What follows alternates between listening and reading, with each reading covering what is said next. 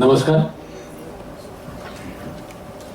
आत्ताच ओंकार म्हणाला की निवेदनाच्या क्षेत्रातली ही दोन मंडळी म्हणजे कोण आहेत हे जर का सांगायचं झालं तर प्रत्येक गायकाच्या मनात भीमसेन जोशींचं जे स्थान आहे ते प्रत्येक निवेदकाच्या मनात सुधीर गाडगेंचं आहे. प्रत्येक निवेदिकेच्या मनात मंगलाताईंचं काय स्थान आहे तर गायिकेसाठी जे लता मंगेशकरांचं स्थान असतं ते मंगलाताईंचं स्थान आहे. आमचे एक मित्र आहेत कविवर्य प्रमोद जोशी यांना जेव्हा कळलं की या कार्यक्रमात ही दोन व्यक्तिमत्व आहेत तेव्हा त्यांनी सांगितलं की विघ्नेश यांच्यासाठी किंवा यांना मानवंदना देण्यासाठी म्हणून निवेदक असतो अंतरपाठ स्वस्तिक मध्ये कोरलेला. निवेदक असतो अंतरपाठ स्वस्तिक मध्ये कोरलेला, साहित्य संगीत कला यांनी भरलेला आणि भरलेला. स्वतः बसून कोपऱ्यात मध्ये मध्ये बोलत राहतो. स्वतः बसून कोपऱ्यात मध्ये मध्ये बोलत राहतो पण मंचावरचं अत्तर रसिकांवर शिंपडत राहतो. मंचावरचं अत्तर रसिकांवर शिंपडत राहतो. कधी होतो भोचक म्हणजे कवितेत आहे असं काही नाही. कधी होतो भोचक कधी असतो खोचक. कधी होतो भोचक कधी होतो खोचक पण मंगला आणि सुधीर कार्यक्रमात असले की कार्यक्रम होतो रोचक. मंगला आणि सुधीर कार्यक्रमात असले की कार्यक्रम होतो रोचक. वसंतराव देशपांडेंना एकदा विचारलं होतं की तुमचं काय काय घराणं कुठलं असं काहीतरी विचारलं होतं तेव्हा त्यांनी सांगितलं की हमारा घराणा हमसे सुरू होत आहे.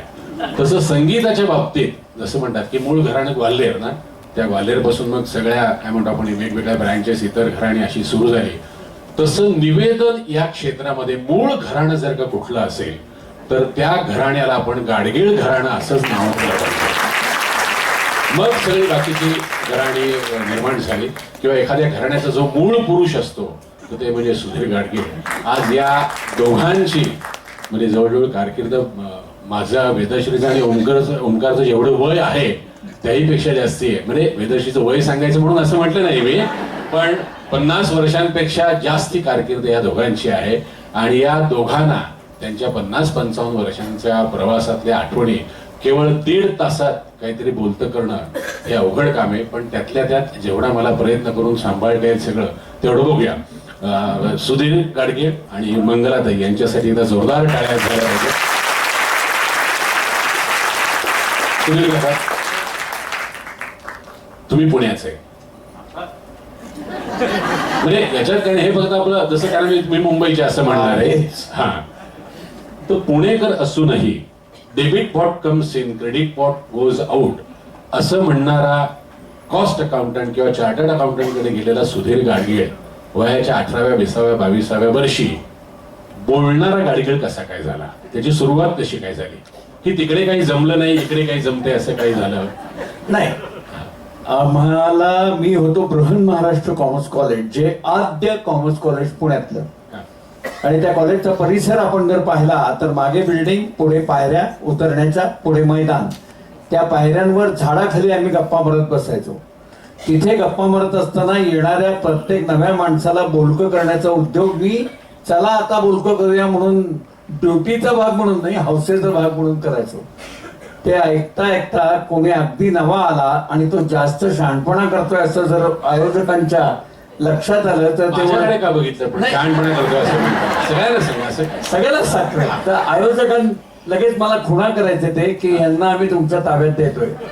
मग मी त्याला जरा वेगवेगळ्या तऱ्हेने प्रश्न विचारत जमिनीवर आणण्याचा प्रयत्न करायचो. तिथे सुरुवात झाली. काय तुम्ही जेव्हा म्हणालात ना की पायऱ्या होत्या उतरण्याच्या त्यावेळेस मला कळलं होतं तुम्ही सगळ्यांना जमिनीवर आणणार, त्यामुळे ते अध्यावृत होतं. ते मंगलाताई तुमच्या घरात तर गाणं होतं खरं सांगायचं तर, आणि वयाच्या 6व्या वर्षी तुम्ही स्वरतीर्थ बाबूजींना पाहिलं होतं गाताना.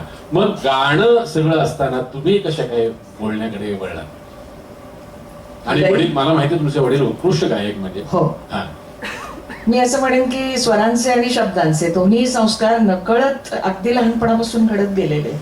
आता तू जे म्हणालास की 45 वर्ष माझी निवेदनात आहेत, 5 वर्ष मी हातची धरलेली आहे, त्यामुळे 50शी धरायला हरकत नाही. पण शब्दांच्या प्रांगणामध्ये मी अगदी लहानपणापासून आपोआपच ओढली गेले. त्यामुळे मी काही वेगळं करते असं मला वाटलंच नाहीये. घरामध्ये सतत गाणारं व्यक्तिमत्व असणं आणि विठ्ठल शिंदे, दशरथ पुजारी ही मंडळी माझे काका होते. वेळी अवेळी घरी येणाऱ्या या मंडळींना त्यांच्या साथीदारांसह जेवायला घालण्याचं काम माझी आई करायची अनेकदा. पण त्या सगळ्यामध्ये माझं निरीक्षण त्यावेळेला सुद्धा असायचं, कारण ही माणसं सारखी त्या कार्यक्रमातनं बाहेरच आलेली नसायची. ती कार्यक्रमाबद्दलच बोलत असायची. कुणाचं कुठं चुकलं, कुणाचं काय, पुढच्या कार्यक्रमात काय घ्यायचं. छोटे छोटे कार्यक्रम असायचे वाड्यावाड्यांमधले, आणि ते माझे वडील करायचे. एका बाजूने ते असं म्हणेन मी की शापित गंधर्व होते. त्यामुळे आणि मला परीक्षेत बरे मार्क मिळायचे. असं जेव्हा त्यांच्या लक्षात आलं तेव्हा ते म्हणाले माझ्यासारखी गायिका होऊ नकोस. असं त्यांनी म्हटलं म्हणून मी गायिका व्हायची थांबले का? नाही. माझ्यामध्ये एक कविराज बाके बिहारी निर्माण झाला.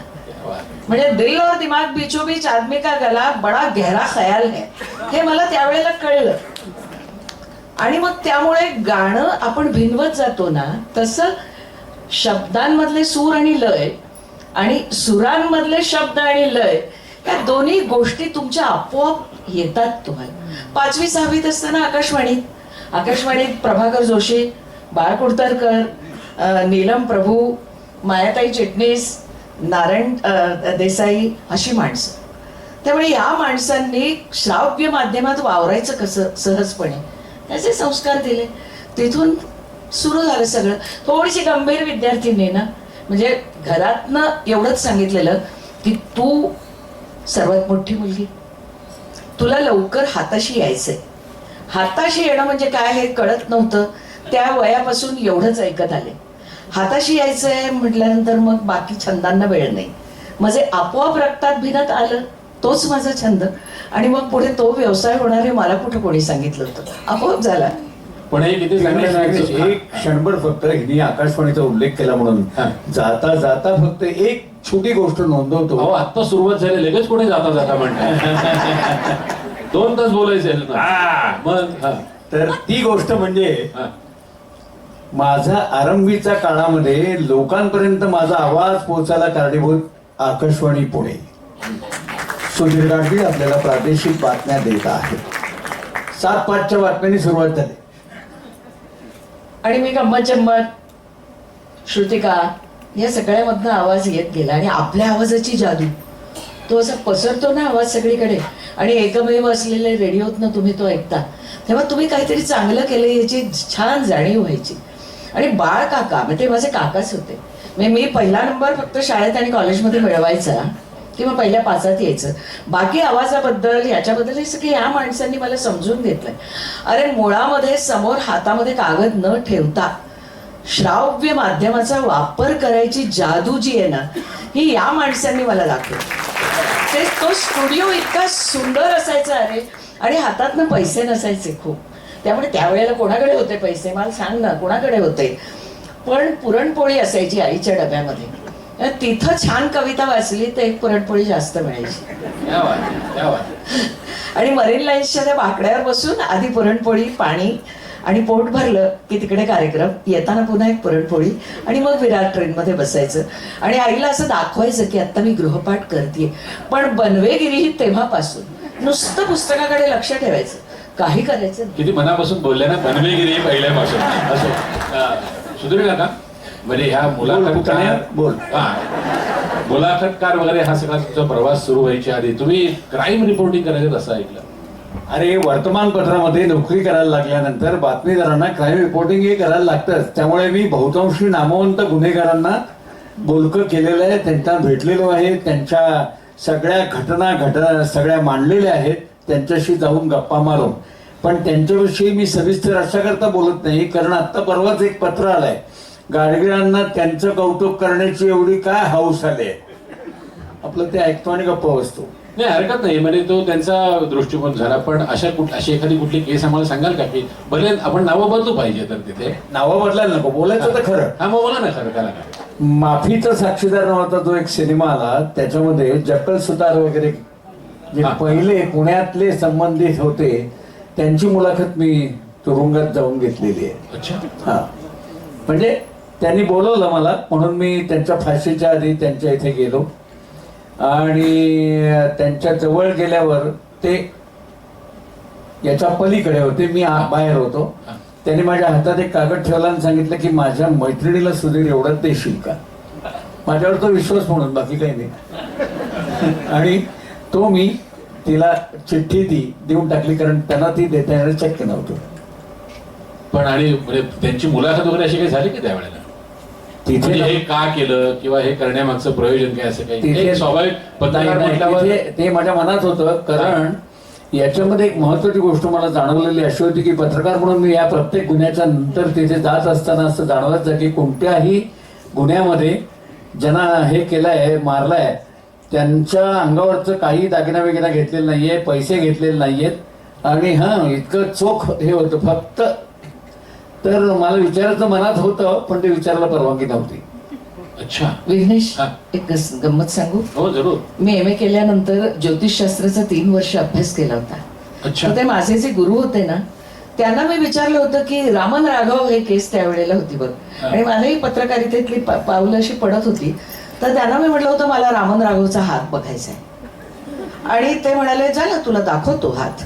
आणि त्यांनी मला रामन राघव ह्या, तुम्हाला माहिती आहे ना, दगडाने ठेचून तो हत्या करायचा, त्याचा हात मी बघितला. म्हणजे जो अविकसित हात कसा असतो, एखाद्या प्राण्याचा पंजा बघावा तो कसा असेल तसा तो हात होता.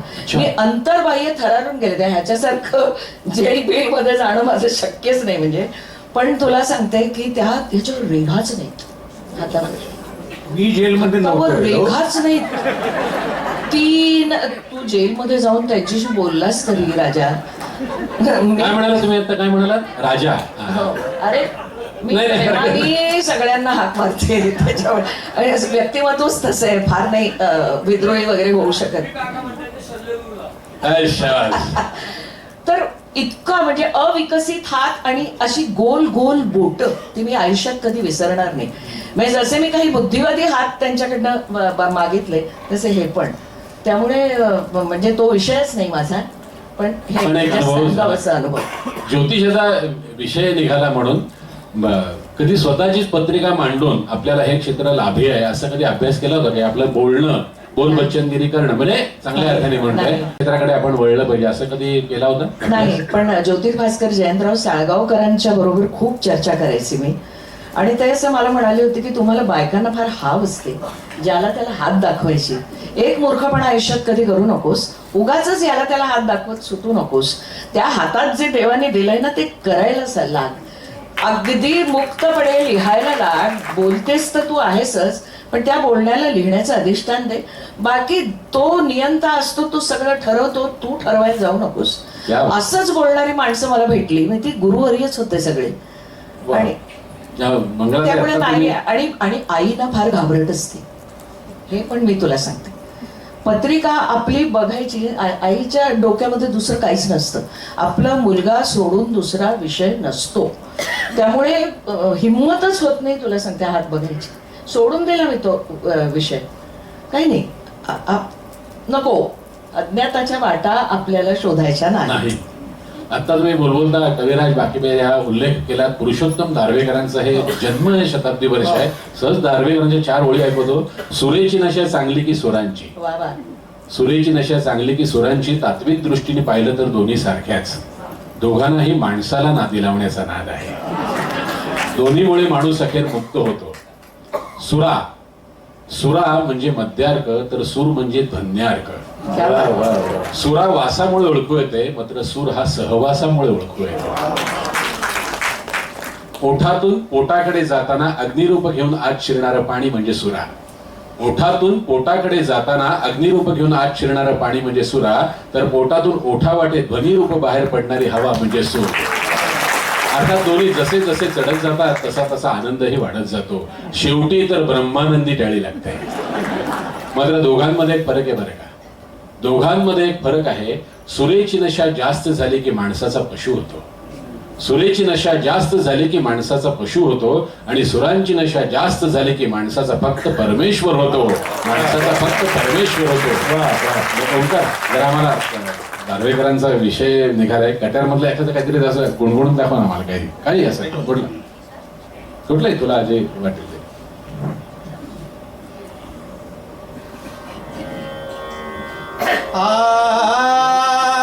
मुरलीधर श्याम हे नंदलाल मुरलीधर श्याम, हे नंदलाल मुरलीधर श्याम. तूच गुरु एकच त्राता, तूच गुरु एकच त्राता, तूच गुरु एकच त्राता.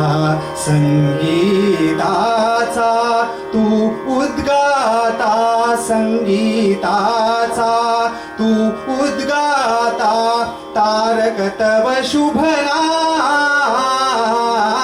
मुरलीधर श्याम, हे नंदलाला मुरलीधर श्याम.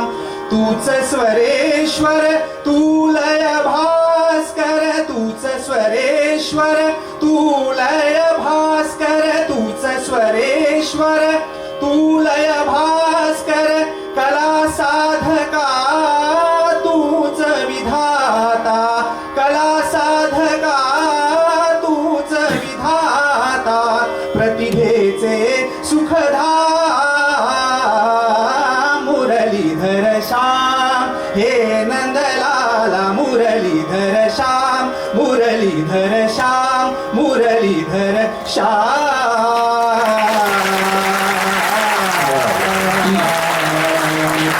फार सुंदर. मला हे ऐकताना खूप आठवणी आल्या की आपलं एक भाग्य असतं बघ. म्हणजे भालचंद्र पेंढारकर, दाजी भाटवडेकर, पंडित पुरुषोत्तम दारव्हेकर, पंडित जितेंद्र, मी पंडितच म्हणते त्यांना आणि ते अगदी जाणीवपूर्वक म्हणते.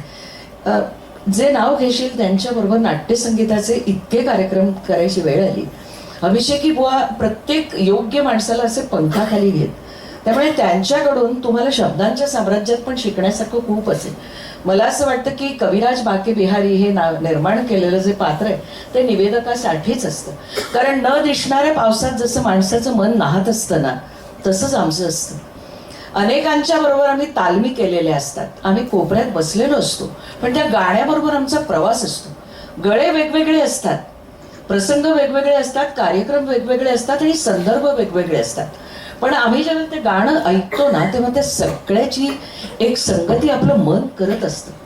आणि त्यामुळे कोण काय ताण घेतोय, कुठे ताण घेतोय, कुठली हरकत जी आपल्याला पहिल्यांदा प्रेमात पाडते त्या गाण्याच्या, ह्या सगळ्या गोष्टीचा आणि मग त्या अनुषंगाने येणाऱ्या रागाचा, रागाच्या व्याकरणाचा, नाटकाच्या, त्याच्या लेखनाचा, असं सगळ्याचा एक काय म्हणूया साकल्यानं अभ्यास आपोआप झाला. काही करायची वेळ आली नाही, पण त्याचा परिणाम काय झाला की तुमची योग्यता ज्या वेळेला एखाद्या नाटककाराला कळते, जशी पुरुषोत्तम दारव्हेकरांना कदाचित कळली असावी, त्यांनी कट्यारचा एक संक्षिप्त असा कार्यक्रम निर्माण केला.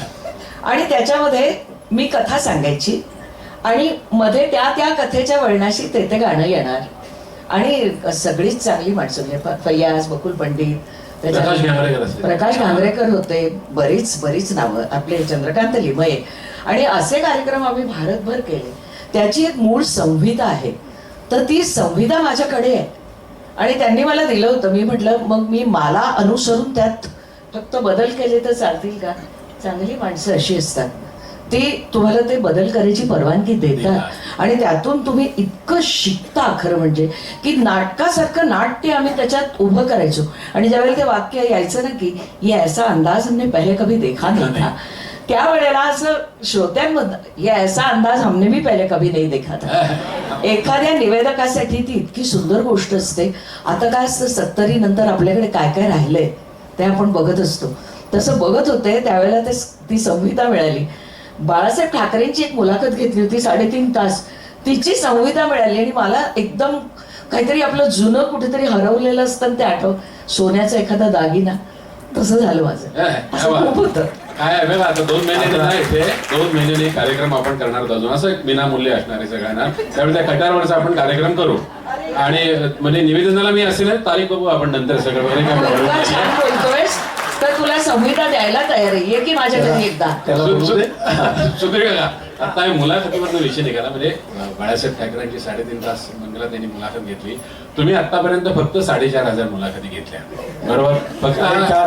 फक्त हा मी म्हणजे शब्द अशासाठी वापरतोय की आता परवा तुम्हाला 75वर लागेल. 76 लागेल परवा. परवा म्हणजे अजून 25 वर्षात तुमच्या किती मुलाखती होतील बघा. मला असं विचारायचं आहे की अनेक म्हणजे काय नामवंतांच्या तर तुम्ही दोघांनी एकाचीच कितीतरी वेळा अशा अनेकांच्या मुलाखती घेतल्या, पण मी एक वेगळा प्रश्न अशासाठी विचारणार आहे की जे सर्वसामान्यांना माहिती नाहीत अशी सर्वसामान्य माणसं त्यांच्या अशा काही विशेष मुलाखती घातल्यात का? म्हणजे आता मी जर का सांगितलं अमिताभ बच्चन साहेबांची मुलाखत, तर हे व्यक्तिमत्व सगळ्यांना माहिती आहे, पण असे कोणी आहेत का की जे इथे माहिती नसतील आणि त्यांची मुलाखत तुम्ही घेतली, असे काही सांगा. अगदी सुरुवातीच्या टप्प्यावर मी अशा 4 सर्वसामान्य मध्यमवर्गीय मंडळींच्या मुलाखती घेतल्या. अच्छा. आणि ते 4ही कुलकर्णी होते. एक होता धनंजय कुलकर्णी, आणि तो माझ्या घरी आलेला असताना त्यांनी काय करावं तर काय नाही, हाऊस म्हणून त्यांनी माझ्या घरातला वरचा बल्ब फोडला आणि मला काही म्हणता येत नव्हतं माझ्याकडे आलेला असल्यामुळे. आणि तो म्हणला तुम्ही डेक्कन क्वीननी जाताना रोज? म्हटलं हो. मी येऊ का? म्हटलं ये. तो माझ्याबरोबर डेक्कन क्वीनला आला आणि तो म्हणला सर्वात सुपरफास्ट गाडी कुठे असते? म्हटलं कर्जत पास होतं ना. कर्जत आल्यावर म्हटलं कर्जत आलं असं म्हटल्यावर त्याने धाडकन गाडीतनं उडी मारून टाकली. दुसरा होता शरद कुलकर्णी. हा शरद कुलकर्णी, त्याला डेक्कन क्वीन मध्ये चढताना वाकूनच यायला लागायचं, इतकी त्याची उंची होती. पुण्यात होते आपल्या. तर त्या डेक्कन क्वीन मध्ये स्टेट बँक ऑफ इंडियाचे public relations manager P Cooper होते. त्यांनी त्याला पाहिला आणि त्यांनी स्टेट बँकेमध्ये नोकरी देऊन टाकली, कारण त्यांना उंच मुलगा स्टेट बँकेच्या एका मॅच करता हवा होता. तिसरा कुलकर्णी सामान्यांमधला म्हणजे आप्पा कुलकर्णी. हा आपल्या अस्सल पुण्याचा, हा लय वल्ली. त्यांनी काय केलं तर पुण्यामध्ये प्रभात ब्रास बँड सगळ्यांना माहिती आहे. या प्रभात ब्रास बँड एका कार्यक्रम लग्नानंतर चाललेला होता आणि सोलापूरकर प्रभात ब्रास बँडचे असं पोट मोठं आलेले ते पहिल्या रांगेत होते. तर त्यांच्या पुढे गेला वरात चालू असताना आणि चिंच खायला लागला. त्यामुळे त्या सोलापूरकरांना असं सगळं त्यांचा आवाज गोंधळला. हा पण नुसती चेष्टा नव्हता करत. त्याचं एक मोठं काम असं की आप्पाला आम्ही स्मशान साथी म्हणत असायचो, कारण स्मशानातल्या नातं गोतं नसलेल्या माणसांच्या मदतीकरता तो कायम धावून जायचा. या 3 कुलकर्ण्याखेरीज अजून एक सामान्य माणूस म्हणजे भरतनाट्य मंदिरकडनं आपण पेरू गेटाकडे वळत असताना एक पेपर विक्रीचं दुकान होतं. अर्धी चड्डी, पांढरा पिन इस्त्रीचा शर्ट, पाठीमागे खांद्यावर घोडा, डोकं वरचे केस उभे राहिलेले गोखले काका. अस्सल पुणेकरांना माहिती असतील. या गोखले काका हे पर्वती उलटी चढायचे. आठवड्यातनं एकदा लोणावळ्याला धावत जायचे. जर्मनीत पण गेले होते आणि हिटलरला भेटून आले ते असे गोखले काका. अशा सामान्यांच्या जर कितीतरी सांगता येतील, फक्त मी नमुन्यादाखल 4 सांगितले. विघ्नेश, मला इथं याच्या जोडीलाच केव्हाचं सगळं आयुष्य आणि ते जे सगळे दूरदर्शनचे कार्यक्रम आहेत ते बहुतांशी सर्वसामान्यांचेच आहेत.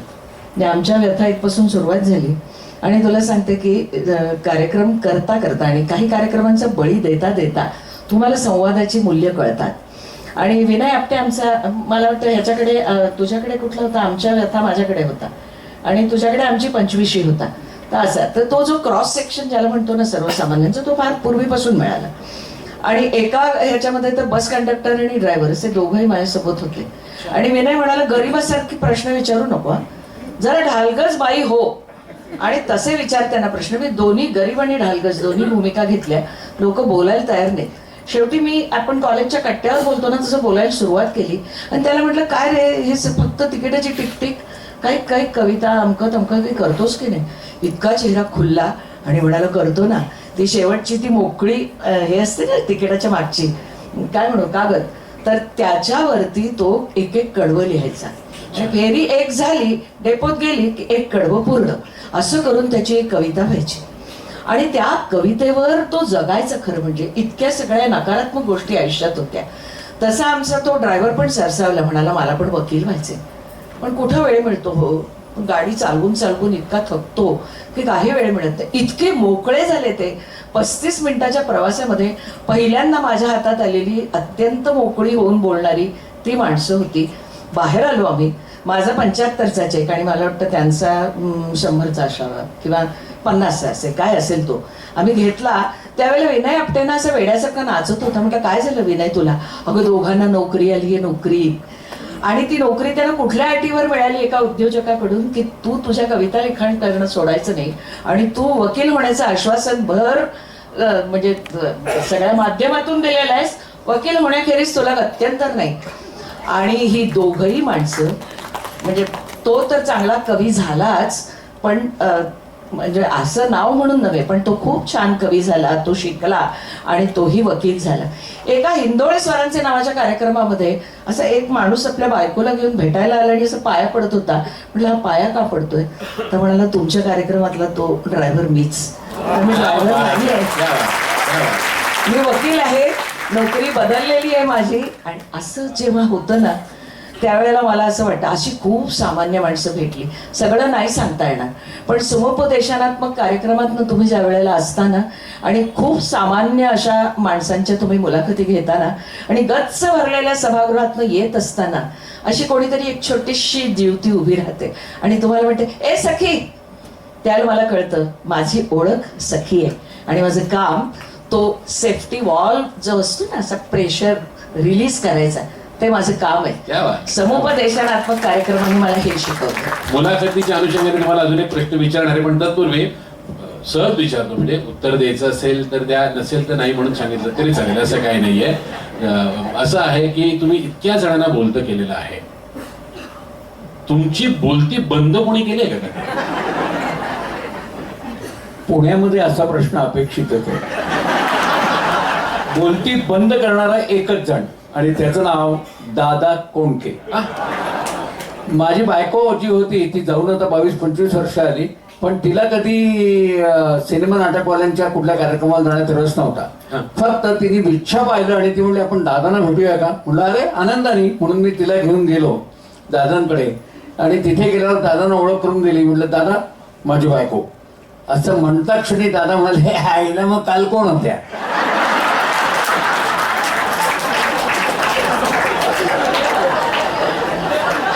हाच फरक असतो पुरुष निवेदक आणि स्त्री निवेदक. आमच्याकडे हे धाष्टे कोणी करणार नाही. फक्त एकदाच कुठेतरी प्रेमानंद रामाणींकडे आम्ही सगळे होतो आणि एक कविवर्यांच्या हातामध्ये ग्लास होता. त्या ग्लासमध्ये होतं म्हणजे त्यांना जे हवं ते आणि तसंच पाणी हो ना, पण एक त्याच रंगाचं पण खरं खुरं पाणी माझ्या हातात होतं.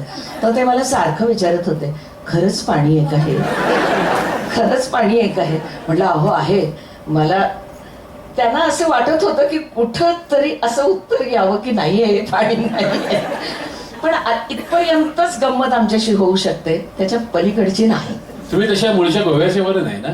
मी कोकणी आहे, म्हणजे साधारण मंगळूरकडची आहे. कशी म्हणता? अयो नाही, कीर्तन करता नाही, कित कशी बाप. ती जी भाषा आहे ना ती माझी. आता यांचा विषय निघाला दादा कोंडके यांचा, तो काय भरतनाट्यमध्येला काय प्रसंग झाला होता? तुम्ही साक्षीदार आहात. बाळ कोलटकर काहीतरी नाटककार पहिल्या रांगेत काहीतरी बसले होते आणि वसंत सबनीसांनी सांगितलं बाळासाहेबांवर काही थट्टा मस्करी करायची नाही. ते म्हणजे तुम्ही लय बडबड करण्याचं बोलता, पण बाळ ठाकरेंचे शब्द प्रभुत्व जे आहे त्यातलं तुम्हाला काही 4 शब्द तरी म्हणता येतील का? बाळ कोलटकर होते ना? बाळ कोलटकर. तर दादा म्हणजे त्याला काय सुंदर पोहे पातळ पातळ, सुंदर पोहे पातळ पातळ, खमंग तुकडे खोबरे पुष्कळ, शेंग तुरबुरे अनडाळ, या सर्वांनी विविध चवींनी असा बनविला चविष्ट चिवडा, पडते ज्यावर उडी बांधतो ही चिवड्याची पुडी. बाळ कोलटकर म्हणतात कितीतरी कविता लाटे मागून लाटे धावते तरी साठा संपेना, पाप धावते पुण्यक्षेत्री पली किनारा भेटेना, काळ कावळा रांजण भरतो खड्या मागून पडे खडा, पुण्यमान मी कसा राहिलो कसा भरेना अजूनी कडा. हे पाप नको हे पुण्य नको हा जीव नको जगणेच नको, या साऱ्यातून मोक्ष मागतो अष्टांगाची करुणी घडी, वाहतो ही जुडी. काही बाळासाहेबांचं कुठलं काय म्हणू शकतेस का आता? कुठलं काही आम्हाला काय माहिती नाहीये ना.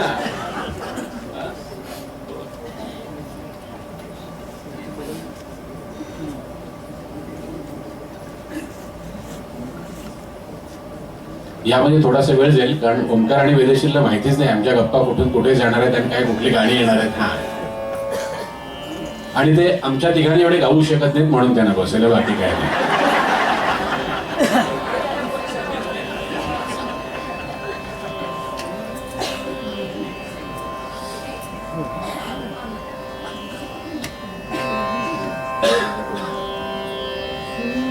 हॅलो हॅलो मॉनिटरला भेटायचं.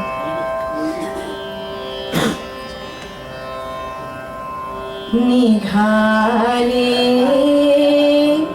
आज तिकडच्या घरी, निघाले आज तिकडच्या घरी, एकदाच मज कुशीत घे पुसुनी लोचने आई, एकदाच मज कुशीत घे पुसुनी लोचने आई, तुझी लाडकी लेक आपुले घरकुल सोडून जाई, तव मायेचा स्पर्श मागते, तव मायेचा स्पर्श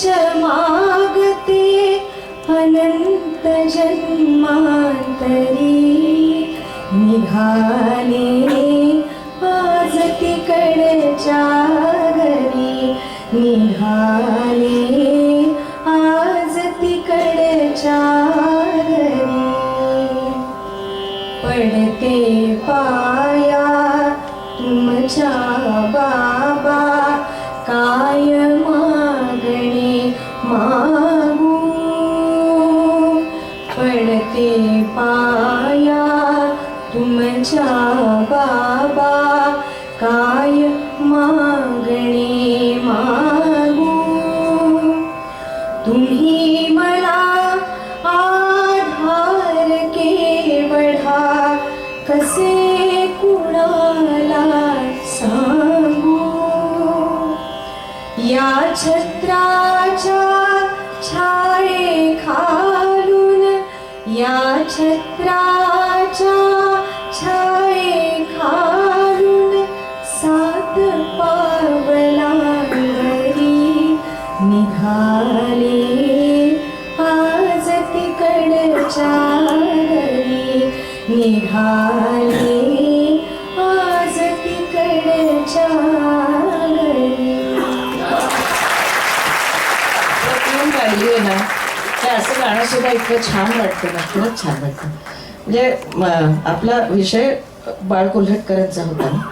मला एवढंच सांगायचंय की निवेदकाचं काम म्हणजे आपण ह्या मुद्द्याकडे परत येऊ की नाही मला माहिती नाही, अतिशय कठीण असतं. एक वेगळ्या प्रकारचा संयम हा आपल्याला आपल्यामध्ये भिनवून घ्यायला लागतो. म्हणजे मला कुसुमाग्रजांचे शब्द नेहमी आठवतात की साथ घालशील तेव्हाच येईल, जितकं मागशील तितकंच देईल, दिल्यानंतर देहावेगळ्या सावलीसारखी निघून जाईल, साथ घालशील तेव्हाच येईल आणि जितकं मागशील तितकंच देईल. तुझा मुकुट मागणार नाही, सभेत नातं सांगणार नाही, माझ्यामधल्या तुझेपणात जोगीण बनून जगत राहीन, साथ घालशील तेव्हाच येईल, जितकं मागशील तितकंच देईल. ही जी मस्तानी आहे ना कुसुमाग्रजांची, निवेदक नेमका तोच असतो. अनेकदा त्याच्याकडे सांगण्यासारखं बोलण्यासारखं खूप असतं, पण त्याला किती भानं ठेवावी लागतात. त्याला पहिलं हे भान ठेवावं लागतं की कार्यक्रम गायकाचा आहे, दुसरं भान त्याला ठेवावं लागतं म्हणजे मैफल ही एकसंघ एकजीव करण्यापुरतं जेवढं बोलता येईल तेवढं त्याला बोलावं लागतं. विसंवादी शब्द चालत नाही, विसंवादी सूर चालत नाही, विसंवादी विचार चालत नाही. आणि आपली भूमिका कोणती हे समजून घेत त्या भूमिकेला रंगवण्याचा तो प्रयत्न करत असतो. अनेक कार्यक्रमांमधनं आपल्याला हे जेव्हा सुचत जातं, समजत जातं, त्यावेळेला आपल्याला कळतं की हे शब्दांचं जे धन आहे ते जपून जपून जपून वापरायचं. एक अदृश्य घड्याळ तुमच्या डोक्यामध्ये टिकटिकत राहतं आणि त्या टिकटिकण्यामुळे तुमच्यासमोर पहिलं आव्हान म्हणजे आता मी हिंदीत करते तर मला एका वेळेला 33-36 अशी गाणी असतात आणि मला माझा विषय मांडायचा असतो. कधी पंचमदा, कधी मराठीत असेल तर लता मंगेशकर, कधी आशा भोसले, कधी भीमसेन जोशी, कधी SD बर्मन, असे सगळे विषय असतात. मी एवढंच बघते की माझं वर्तुळ बोलण्याचं पूर्ण होईल, पण त्यातून एकही गाणं कमी होणार नाही, हे माझं आव्हान असतं. आणि हे आव्हान पेलण्यातला जो काही मजा आहे ना, तो आपल्या हातनं काय बोललं गेलं नाही ह्याच्यापेक्षा इतका सॉलिड आहे. मी तुला सांगते, त्याची सवय तुम्हाला दूरदर्शन, आकाशवाणी आणि त्याहीपेक्षा अधिक मंचीय कार्यक्रम देतात. या बात आहे.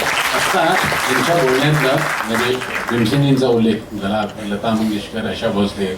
मला वाटतं आता जे सगळे मुलाखतकार आहेत त्यामध्ये तुम्ही एकमेव असाल की ज्यांनी आशा भोसले यांची मुलाखत जवळजवळ 28 की 29 वेळा घेतली. तर एक प्रश्न असा विचारायचा की साधारण असं होतं की एखाद्या कलावंताची मुलाखत आपण साधारण 2-4 वेळा घेतली की कळत नकळत आपल्याकडून पण प्रश्न विचारण्यात तोचपणा येण्याची शक्यता असते. म्हणजे अर्थात त्यांची कारकीर्द एवढी मोठी आहे, प्रत्येक वर्षाचे 5 प्रश्न जरी काढले तरी 300 प्रश्न होतील. ते 30 मुलाखतीत 10 असं तुम्ही विभागू शकता. पण तुमच्या बाबतीत असं कधी झालं का की तोचपणा आलाय आशाबाईंची मुलाखत घेताना आणि तो टाळण्यासाठी तुम्हाला काही वेगळे प्रयत्न करावे लागले? कधीच असं मला करायला लागलं नाही. त्याचं कारण त्यांच्याकडे व्हरायटी खूप होती आणि ती मांडण्याची क्षमता होती आणि त्यांना कळत होतं की इथे जर तोचपणा येतोय की काय, तर त्या वेगळा लगेच किस्सा सांगायचा आणि वेगळ्या मुद्द्यांवर बोलायला लागायचा.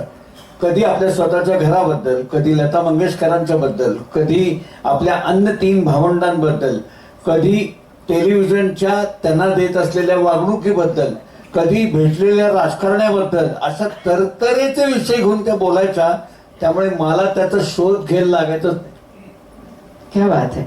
आणि मला असं वाटतं की विघ्नेश, पाची मंगेशकरांबरोबर काम केलेले तुम्ही दोघेच असाल, मला असं वाटतं.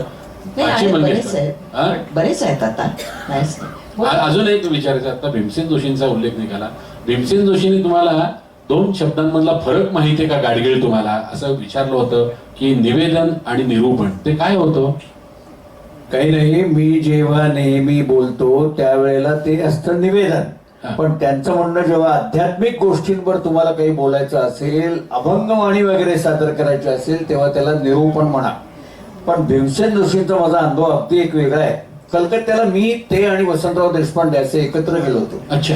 आणि तिथे गेल्यावर पंडितजी असं म्हणाले की अरे इथे हिरवे टांगे आहेत, मस्त आहेत, आपण त्याच्यातनं जाऊया. तर वसंतराव, भीमसेन जी, मी आणि तो टांगेवाला अशा आम्ही टांग्यातनं चाललो होतो.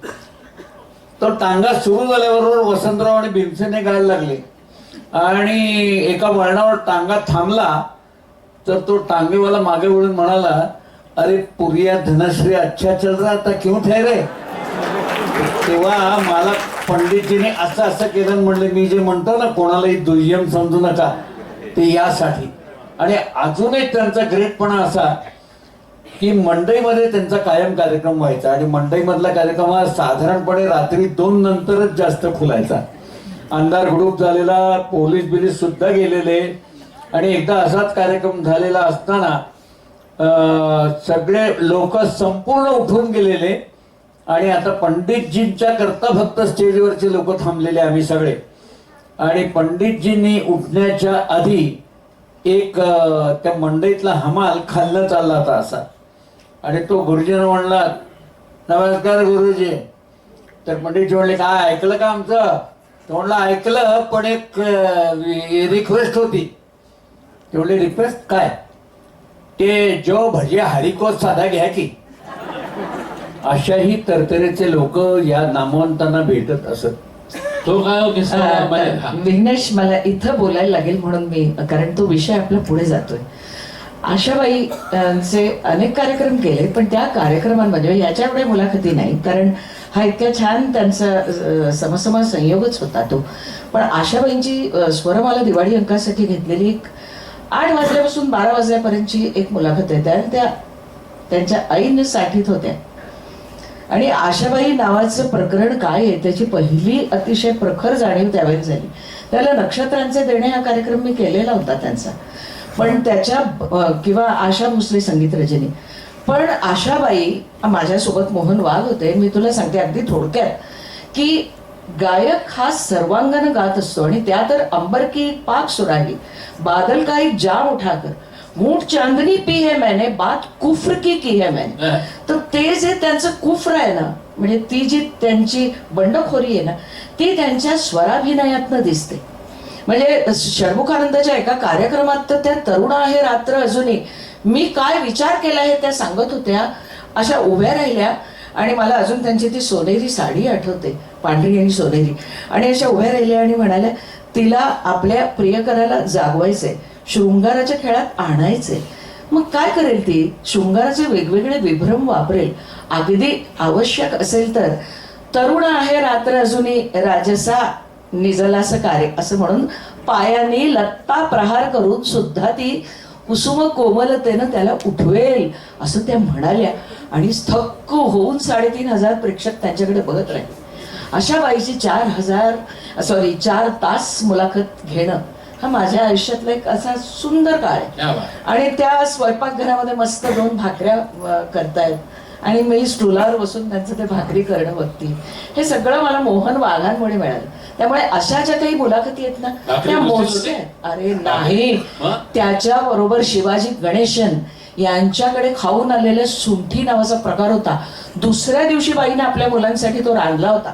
माणूस सगळ्यातच वाकबगार, सगळ्यातच छान. म्हणून मी म्हटलं ना की गाणं सुंदर असतं पण तो स्वराभिनय त्याला अधिक सुंदर करतो. आणि सुंदरतेचा एक वेगळा साक्षात्कार जसा लताबाईंमध्ये, जसा अण्णांमध्ये, तसा आशाबाईंमध्ये, सुमन कल्याणपुरांमध्ये तो दिसतो. त्याचे वेगवेगळे विभ्रम आहेत, ते जाणून घेणं आणि मग रसिकांपुढे मांडणं हा एक वेगळा आनंदाचा भाग. भीमसेनजींचा विषय आपला अर्धवट राहिला. भीमसेनजी जेव्हा गाडी चालवायचे तेव्हा तुम्ही प्रचंड घाबरायचं, ते खरंय? पंडितजी खूप फास्ट गाडी चालवायची एकदा. हा. तर मी शेजारीच बसलेला असायचो त्यांच्या. तर ते मला असं करायचं म्हणले काही काळजी करू नका, आमचा याचाही रियाज उत्तम आहे. आणि तो काय किस्सा होता हो? गाडीला टच होईल पण मांडीला खर्चटणार नाही, ते काय झालं होतं? त्याच अनुषंगाने होता की माझ्या गाडीवर कंट्रोल इतका असतो की गाडीला टच होईल पण मांडीलाही खर्चटणार नाही, ज्यांनी धडक दिली त्याला. अच्छा. ओंकार जरा काही एखादं गुणगुणशील का? राजस सुकुमार मदनाचा पुतळा, राजस सुकुमार मदनाचा पुतळा, रवी शशिकळा, रवी शशिकळा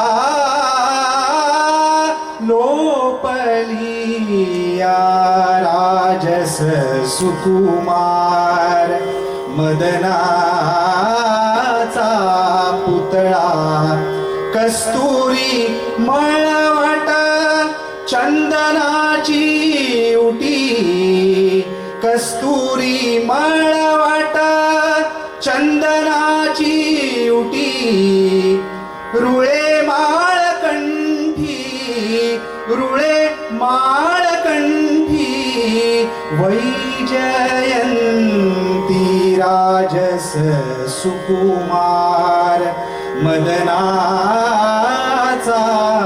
पुतळा, राजस सुकुमार. क्या बात आहे. विघ्नेश, एक संगीतकार संगीतकार कोण आहे माहिती आहे या गाण्याचं? आहे शबा जऱ्या इकडे पटकन या, पटकन या, पटकन या. ती पिशवी आणली जरा पटकन. विघ्नेशकडे काही ना काहीतरी असणारच. अरे पण पुणेकरांना हा प्रश्न विचारल्यानंतर उत्तर काय छान झालं? मिळणारच तीच पिशवी असं दिसतंय. मागून मागून चॉकलेट मागितलं. अरे काय उत्तुंग कार्यक्रम आहे. तू याचा नातेवाईक आहेस का? असं वाटतंय मला. म्हणता मला वाटतं विघ्नेश त्याचा हट्ट पुरवतोय. मगाशी दिलेली भेटवस्तू शब्द खरा गेलास. नाही नाही, हे गाडगिळ्यांचं उपकरण दिले मी त्याला. हे पण पुण्यातच घडतं का? तू पुण्यात वारंवार आल्यामुळे असं होत आहे का? आणि आम्हाला ते दिल्याचा काही त्रास नाही होत कारण आम्हाला रोज एक मिळत असतं. अरे म्हटलं तुला मी निवेदक काळजीभाऊ सरकार असतं तशी मी काळजीभाऊ सरकार आहे. तू मगाशी निरूपण आणि निवेदन ह्यावर तू बोललास मला विचारणार होतो तर तो मुद्दानं सुटून जातो. नाही सुटणार, मला त्याच्यासाठीच बसवलंय Exactly. गाडी. पण तुला सांगते की निरूपण आणि निवेदनातला जो एक वेगळा मुद्दा आहे ना तो आता इथं मांडला पाहिजे ह्या क्षणाला, जरूर. कारण तू त्याचा उल्लेख केलास आणि अभंग आला. निवेदन हे मित्राशी बोलल्यासारखं आपण जेव्हा बोलत आपल्याकडे काही फारसं नाहीये असं दाखवत सांगत असतो ते निवेदन. ते मैत्रीपूर्ण असतं, तो संवाद असतो, सगळं असतं. पण निरूपणामध्ये त्याच्या पलीकडची अपेक्षा असते. म्हणजे माझे सर प्राध्यापक वसंत बापट हे संतवाणीचं निरूपण करायचे. त्यावेळेला ज्यावेळेला ते उपलब्ध नसायचे त्यावेळेला अनेकदा मला वाटतं सुधीर तूही केलेस तसं मीही त्या संतवाणीचं निवेदन केलेलं आहे. ते पद्मासनात बसणारे पंडितजी आणि त्यांच्या तो अभंग विठ्ठल साकारतो ना, त्यावेळेला ज्या क्षणाला तुम्ही त्या निवेदनाच्या पलीकडे पाऊल टाकता ते निरूपण असतं, जे सहज डोळ्यांना दिसत नाही, जे सहज कानांना ऐकू येत नाही, ते तुम्ही उभं करणं म्हणजे निवेदन. म्हणजे असं निरूपण आता गेले 45 वर्ष मी करते आणि त्याचा आनंद घेते. पण एकच तुला सांगते की असे खूप हसवणारे किस्से नाही आहेत. पण विनोद तावडे आले होते आणि मी जिथं निरूपण करत होते तिथे मागे विठ्ठल रखुमाईची मूर्ती होती आणि अतिशय मंदिराचाच सगळा अनुभूती, मंदिराची अनुभूती यावी तसं होतं.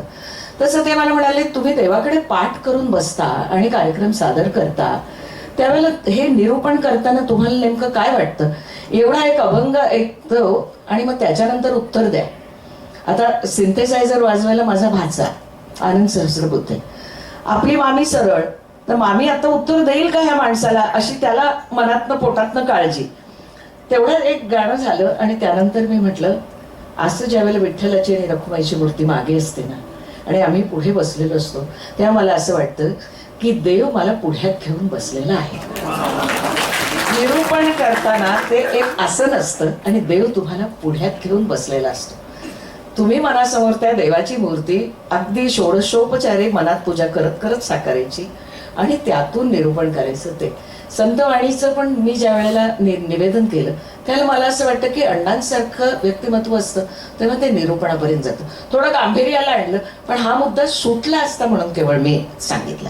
हे सगळं तुम्हीच सांगू शकता. म्हणजे तुमचा अनुभव आहे, अभ्यास आहे. आम्ही निरूपण हा शब्द सोडला तर पुढे काहीच बोलू शकत नाही. निरूपण संपला विषय. हे अजिबात नाही, अजिबात नाही. हे असं या लोकांना आवडणार नाही. तू खूप छान आज हिमालयाची सावली नाटक करून आलेला आहे आणि तो आता आमची मुलाखत देतोय. अतिशय आणि इतकी अतिशय उत्कृष्ट स्मरणशक्ती, तितकंच प्रसन्न व्यक्तिमत्व लावलेला पुढच्या काळातला अप्रतिम निवेदक म्हणून तुझं नाव आम्ही सर्वत्र घेतो. 2 हिमालयांच्या बरोबर बसलेली एक पुढच्या नवीन क्षेत्रातली सावलीच आहे असं म्हणूया. ओंकार, पुढच्या कार्यक्रमात तू नाही आहेस ना उपलब्ध? मी आहे, म्हणजे असं काही नाही आहे, कळलं? काय भरोसा नाही आहे सा. मी सुद्धा मग अच्छा माझं सांगतोय, मला वाटलं याला म्हणता की काय आता वय नाही ना. आणि कोणाला काही म्हणायचंय सांग. त्यानं नाही बोलवलं तर त्या बोलवणार आहेत तुला. बरं मंगलाताई, आता म्हणजे हा राजस्व सुकुमार त्याच्यावरनं विषय निघाला. तुम्ही खळे साहेबांबरोबर खूप काम केलं. म्हणजे खळे रजनी मला वाटतं जेव्हापासून सुरू झाली 95-97 असेल तेव्हापासून. हा म्हणजे थोडंसं इकडे तिकडे असेल. खळ्यांची एखादी आठवण सांगा काय? म्हणजे अनेक कार्यक्रम झालेत, अनेक आठवणीची, पण एखादी आठवण आणि त्यानंतर मला तुमच्याकडे घ्यायचंय ती आठवण झाली. विषय असा आहे की खूप खूप बोलण्यासारखं आहे, तसं नाही बोलणार. एवढंच मी सांगते की खळ्यांनी मला काय दिलं. खळ्यांनी मला तालमीचं महत्व शिकवलं. खळ्यांचा एक अतिशय असा मोठा त्यांच्या बेडरूम मधला बेड असायचा. तो अगदी पूर्वीपासून ते आमच्याच तिथं वर्सोव्याला राहायचे आणि नंतर ठाण्याला आले ते. तर ते म्हणायचे, राजा आपला असं प्रोग्राम करायचंय, तू येशील ना सकाळपासून. खरं म्हणजे मुलगा लहान असायचा, त्याला सोडून येणं कठीण असायचं. पण माझ्या मैत्रिणी इतक्या छान, जाग तुला बोलावलंय ना, तू कार्यक्रमाच्या दृष्टीनं जे चांगलं आहे ते कर असं म्हणून मुलाला तिकडे सोडायचं मैत्रिणीकडे आणि आपण जायचं. मग आता राहुल येऊन तालीम करून गेला, मग अमका येऊन तालीम करून गेला. मला असं वाटायचं की यात मला काय मिळतंय, यात मला काय मिळतंय हे मला फार नंतर कळलं. आणि सगळे कार्यक्रम विघ्नेश खळे अण्णांची मुलाखत घेता घेता सादर केलेली. त्यामुळे नंतर ज्या वेळेला व्यासपीठावर गाणं सादर व्हायचं ना, म्हणजे आता मला माहिती नाही मी तसं करावं का, ही 2 इतकी सुरेल माणसं आहेत, पण पेटीवर स्वरांची सुरेल किनार ते सोडून द्यायला लागले ना की थरथरती बोटं शांत व्हायची. स्नेहार्द असे डोळे, त्यांना येणाऱ्या आठवणी कार्यक्रमात असो किंवा तालमीत असो. राजा आता बघ, हा म्हणजे हे गाणं आहे ना, मी वशाला ज्या वेळेला शिकवलं ना, वशा तालमीलाच यायला तयार नाही. वशा म्हणजे पोटात गोळा. पंडित वसंतराव देशपांडे. मग वशाचा फोन आला, तो म्हणाला मटण करतोयस का, वहिनींना सांग तर मी येतो. असं जे गाणं झालं ते मला ते असे पेटीवर शिकवायचे, मला शिकवायचे, म्हणजे शिकवायचे नाही पण गाऊन दाखवायचे. म्हणायचे बगळ्यांची माळ फुले अजूनी अंबरात, असं गायला पाहिजे. आता मला नाही गाता येत ते सोड, मी कविराज भारती बिहारीच आहे. भेट आपुली स्मरशी काय तू मनात, बगळ्यांची माळ फुले अजूनी अंबरात. हे आता आहे, आतमध्ये आहे ते कुठेतरी. आणि म्हणून त्या असंख्य आठवणींचे असंख्य कवडसे घेऊन आत्ता कार्यक्रम करते ना, त्याला मला असं वाटतं की तो एक छान काळ मला काय, सुधीरला काय, आम्हाला सगळ्यांनाच मिळाला, ज्याच्यामध्ये फसफसणाऱ्या शीतपेयांसारखे निवेदनाचे फवारे सोडायची गरज नसायची. तुम्ही तथ्य द्या, तुम्ही भाषेचा एक अतिशय सुंदर स्तर द्या, तुम्ही त्याला लपटून भावना आणा, तुम्ही सगळे संकेत पाळा आणि कार्यक्रमाला परिपूर्ण द्या. खानदानी मैफल व्हायची रे. आणि मग सगळे निघून गेले ना की असं वाटायचं की आता अण्णा जाऊ मी घरी. जातेस कुठली, तुला माहितीये ना आपण ते गाणं घेणार होतो, कुठलं अण्णा, लागती गे काळजाला तीर हे तेढे तुझे, आवराया आवराया आवराया कंठ माझा नागिणी वेढे तुझे, लागती गे काळजाला तीर हे तेढे तुझे. काय माहितीये, ह्या सगळ्या लकेरीतनं मला ते येत नाहीये, पण मला खळेअण्णा दिसतात त्याच्यामध्ये, असे बाबूजी दिसतात, असे शामराव कांबळे दिसतात, असे देवकाका दिसतात. आत्ता असं वाटतं की हे सगळं आहे ना आपल्याकडे, म्हणून आपण थोडेसे श्रीमंत आहोत. खऱ्यांचा कुठला एखादा अभंग, कुठलं म्हणशील? अच्छा ठीक आहे, छान. काय जे कुठलं तुला हवं असेल. श्रावणात घन निळा बरसला, श्रावणात घन निळा बरसला, रिम झिम रेशीम धारा उलगडला, धारातून अवचित हिरवा मोर पिसारा, श्रावणात घन निळा बरसला, जागून ज्याची वाट पाहिली ती सुख आले दारी,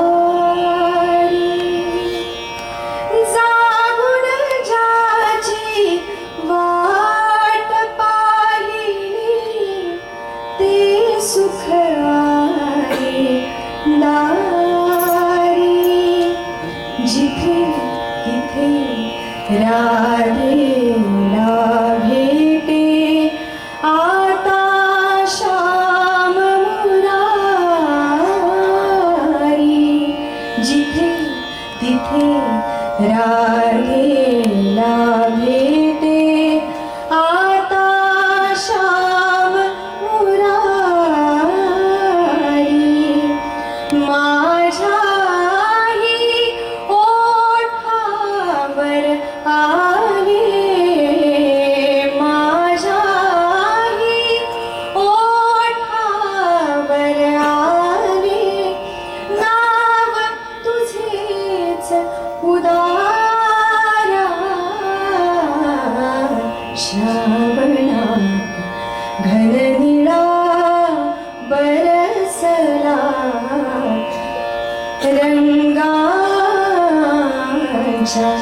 रानात हरवले ते स्वप्नाचे पक्षी रंगाच्या रानात हरवले ते स्वप्नाचे पक्षी निळ्या रेशमी पाण्यावरती थेंब बावरी नक्षी गत जन्मीची ओळख सांगत गत जन्मीची ओळख सांगत आला गंधित वारा श्रावणात घननिळा बरसला रिमझिम रेशीम धारा उलगडला झाडातून अवचित हिरवा मोर पिसारा श्रावणात घननिळा बरसला.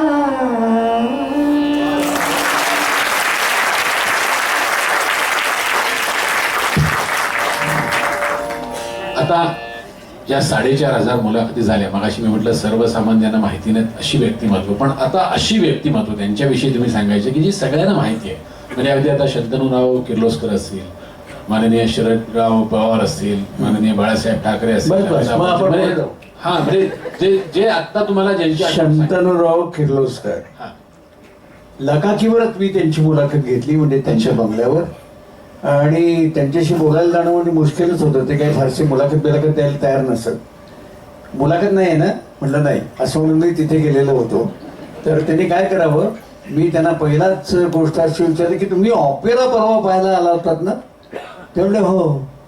तुम्हाला ऑपेरा कसा वाटतो? असं ऑपेरावरनं गाण्यावरनं मी किर्लोस्कर परिवारावर आलो. आणि मग बाकीच्या सगळ्या प्रश्न त्याने विचारत गेल्यानंतर ते शेवटी मला म्हणाले, तू मला माझ्यातल्या ह्याच्याकडे मूळ गोष्टीकडे नेणार आहेस याची मला कल्पना वेगळा विषय काढून सुरुवात केली तेव्हाच कळली. इतकी तयारीचा माणूस हा होता. दुसरे शरद पवार. शरद पवार खास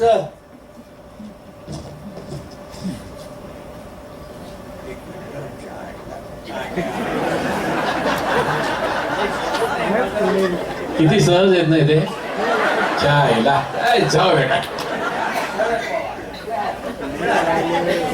काय आहे, 1-2 वेळी बोलता येतील, पण जरा चांगली काही त्यांच्या गोष्टी आहेत त्याही सांगायला पाहिजेत अशा वेळेत. म्हणून मी तुला कागद काढला. चांगलं आहे. काही सांगायला पाहिजेत असं म्हणा. सहसा शक्यतो सहजपणे हातात सापडत नाही अशी व्यक्ती आहे ती. अरे वा वा वा वा. तर तुम्हाला जातात एक गोष्ट मी माझं बोलण्यापूर्वी सांगतो. आत्ताची गायली ती आशा खालीलकरची मुलगी आहे बरं का. बरोबर नाही तर चुकी तुम्ही काय. तर शरद पवार पुरोगामी विचाराचं सुसंस्कृत व्यक्तिमत्व.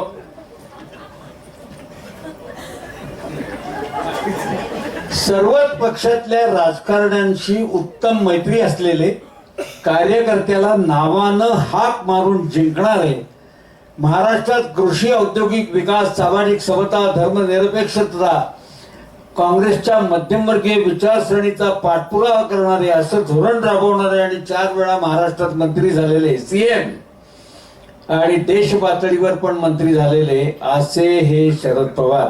त्यांनी आपल्या बारामतीत एक सांस्कृतिक भवन उभारलं, पण त्याला पवारांचं कोणाचं नाव न देता गदी बाडगुळकर सभागृह हे नाव दिलं. ते मला फार मोलाचं वाटतं. दिल्लीच्या बंगल्यावर मालिनी राजूरकर, किशोरी आमोणकर अशांचा सन्मान करून त्यांची मैफल पण त्यांनी केलेली होती. जसं गाण्याचं हे, तसं वाचन आणि पुस्तक निवडी करता ते गोविंदराव तळवलकरांचा सल्ला घेत असत, महाराष्ट्र टाइम्सचे संपादक. अजून एक विशेष गोष्ट म्हणजे त्यांचं जे कोणाला फारसं माहिती नाही 5,500 पेन्सचं कलेक्शन होतं. हा. हे झालं पवार. आणि कोण म्हणलंस तू? बाळासाहेब ठाकरे. बाळासाहेब ठाकरे. बाळासाहेब ठाकरे म्हणजे काय? विचारांची स्पष्टता, निर्णयाचा ठामपणा, दरारा पण दर्प नाही, कलावंत मनाचा मनस्वी माणूस, पाणीदार डोळे असलेला.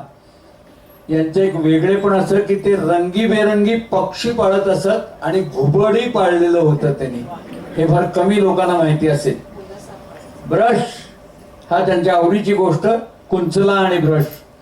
प्रबोधनकारांनी आत्र्यांच्या श्यामशाहीमध्ये काम केलं होतं, तोंडाला रंग लावला होता. तर मी त्यांना म्हटलं, तुम्ही कोणाचं असं तुम्ही कधी काम केलंय का? मी दुसऱ्यांची तोंड रंगवतो, असं उत्तर त्यांनी त्यावेळेला दिलं होतं. बांधवानव अशी हाक घालतच रसिकांना सामोरं जाणारा असा हा माणूस होता, श्रीमंत बाळ ठाकरे. अजून एक मी विसरायच्या आधी म्हणजे विचारतो तुम्हाला, आपल्या या भारताचे माजी राष्ट्रपती म्हणजे APJ कलाम यांना तुम्ही भेटला होतात ना, त्यांची मुलाखत कशी झाली? अशी आयत्यावेळीच काहीतरी झाली होती ना? हो, 8 जून 2006. हा.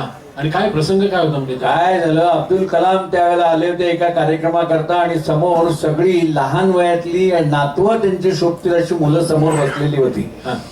आता वानवडीच्या अपंग सहाय्यकारी संस्थेकरता तो कार्यक्रम होता आणि तिथे त्यांनी भाषण करताना ते इंग्रजीशिवाय बोलतच नव्हते. तर त्यांनी मला काय सांगितलं की तुम्ही माझ्या इथे येऊन उभे राहा. मी त्यांच्या शेजारी जाऊन उभं राहिलो. ते म्हणले, आता मी जे बोलीन ते मराठीत त्या मुलांना सांगा. जरा थोडा ताणाचाच भाग होता, पण त्यांनी एक त्यात शब्द वापरला होता, चिल्ड्रन्स ऑफ गॉड. तर मी मुलं असं न म्हणता लेकरं असं म्हटलं आणि त्या पोरांनी टाळ्या दिल्या. त्या टाळ्यांमुळे राष्ट्रपतींना असं वाटलं की हा बरा बोलताना दिसतोय.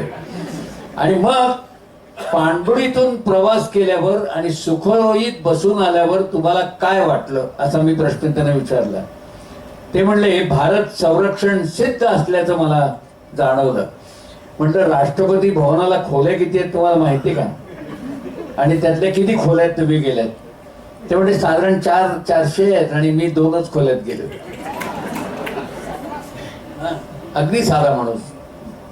अमिताभ बच्चन त्यांची कधी मुलाखत? अमिताभ बच्चन हा त्यांची घेतलेलं मुलाखत. पण त्यांची मुलाखत घेताना मी त्यांना सिनेमा अभिनय वगैरे याच्याबद्दल न विचारता त्यांना मी विचारतो की तुमचा जो हा आवाज आहे हा लावलेला आहे का अंगभूत आहे? अच्छा. आपको कैसा लगता है? असं तेच मला उलट विचारत होते. आणि मुख्य म्हणजे अमिताभ बच्चन यांनी आपल्या कारकिर्दीचा सगळा आरंभ किती साधेपणानं झालेला आहे आणि माझ्या भोवतालच्या कलावंतांमुळेच मला बरंचसं काही या अभिनयातलं शिकता आलंय हे आवर्जून सांगितलं होतं. आणि पहाटे तुम्ही आपल्या भारताच्या पंतप्रधान त्यांना पहाटे केव्हा तुम्ही म्हणजे वेळच मिळत नव्हती आणि गाडीत त्यांची मुलाखत घेतली. ते कुठले पंतप्रधान म्हणजे माननीय इंदिरा गांधी त्यांची मुलाखत तुम्ही? इंदिरा गांधी त्या दौऱ्यावर जाणार होत्या. त्यामुळे गाडीत बसा. मग गाडीत बसलो आणि त्यांच्याबरोबर जायला लागलं. गाडीत त्यांची मुलाखत घ्यायला लागलं. त्यामुळे इथे पण म्हणजे त्या हिंदीत म्हणल्या पण इथे पण मुलाखत. म्हणलं मला नको बोलायला काहीच नाही. बोलिये असं करून त्यांनी मला बोलायला सांगितलं. आणि मी त्यांना पंडित नेहरूंकडनं तुम्हाला नेमकं काय मिळालं? तर त्यांनी सांगितलं आत्मविश्वास हा मला पंडितजींच्याकडनं मिळालेला आहे. आणि त्यांना मी विचारलं की राष्ट्रपतींनी तुम्हाला जेव्हा पंतप्रधान हे ऑफर केलं त्यावेळेला तुम्हाला कुठेही ताण नाही आला? त्यामुळे कशाला येईल ते काम स्वीकारायचं हे आमचं पहिल्यापासून धोरण आहे. अशा अनेक गोष्टी त्या बोललेल्या होत्या.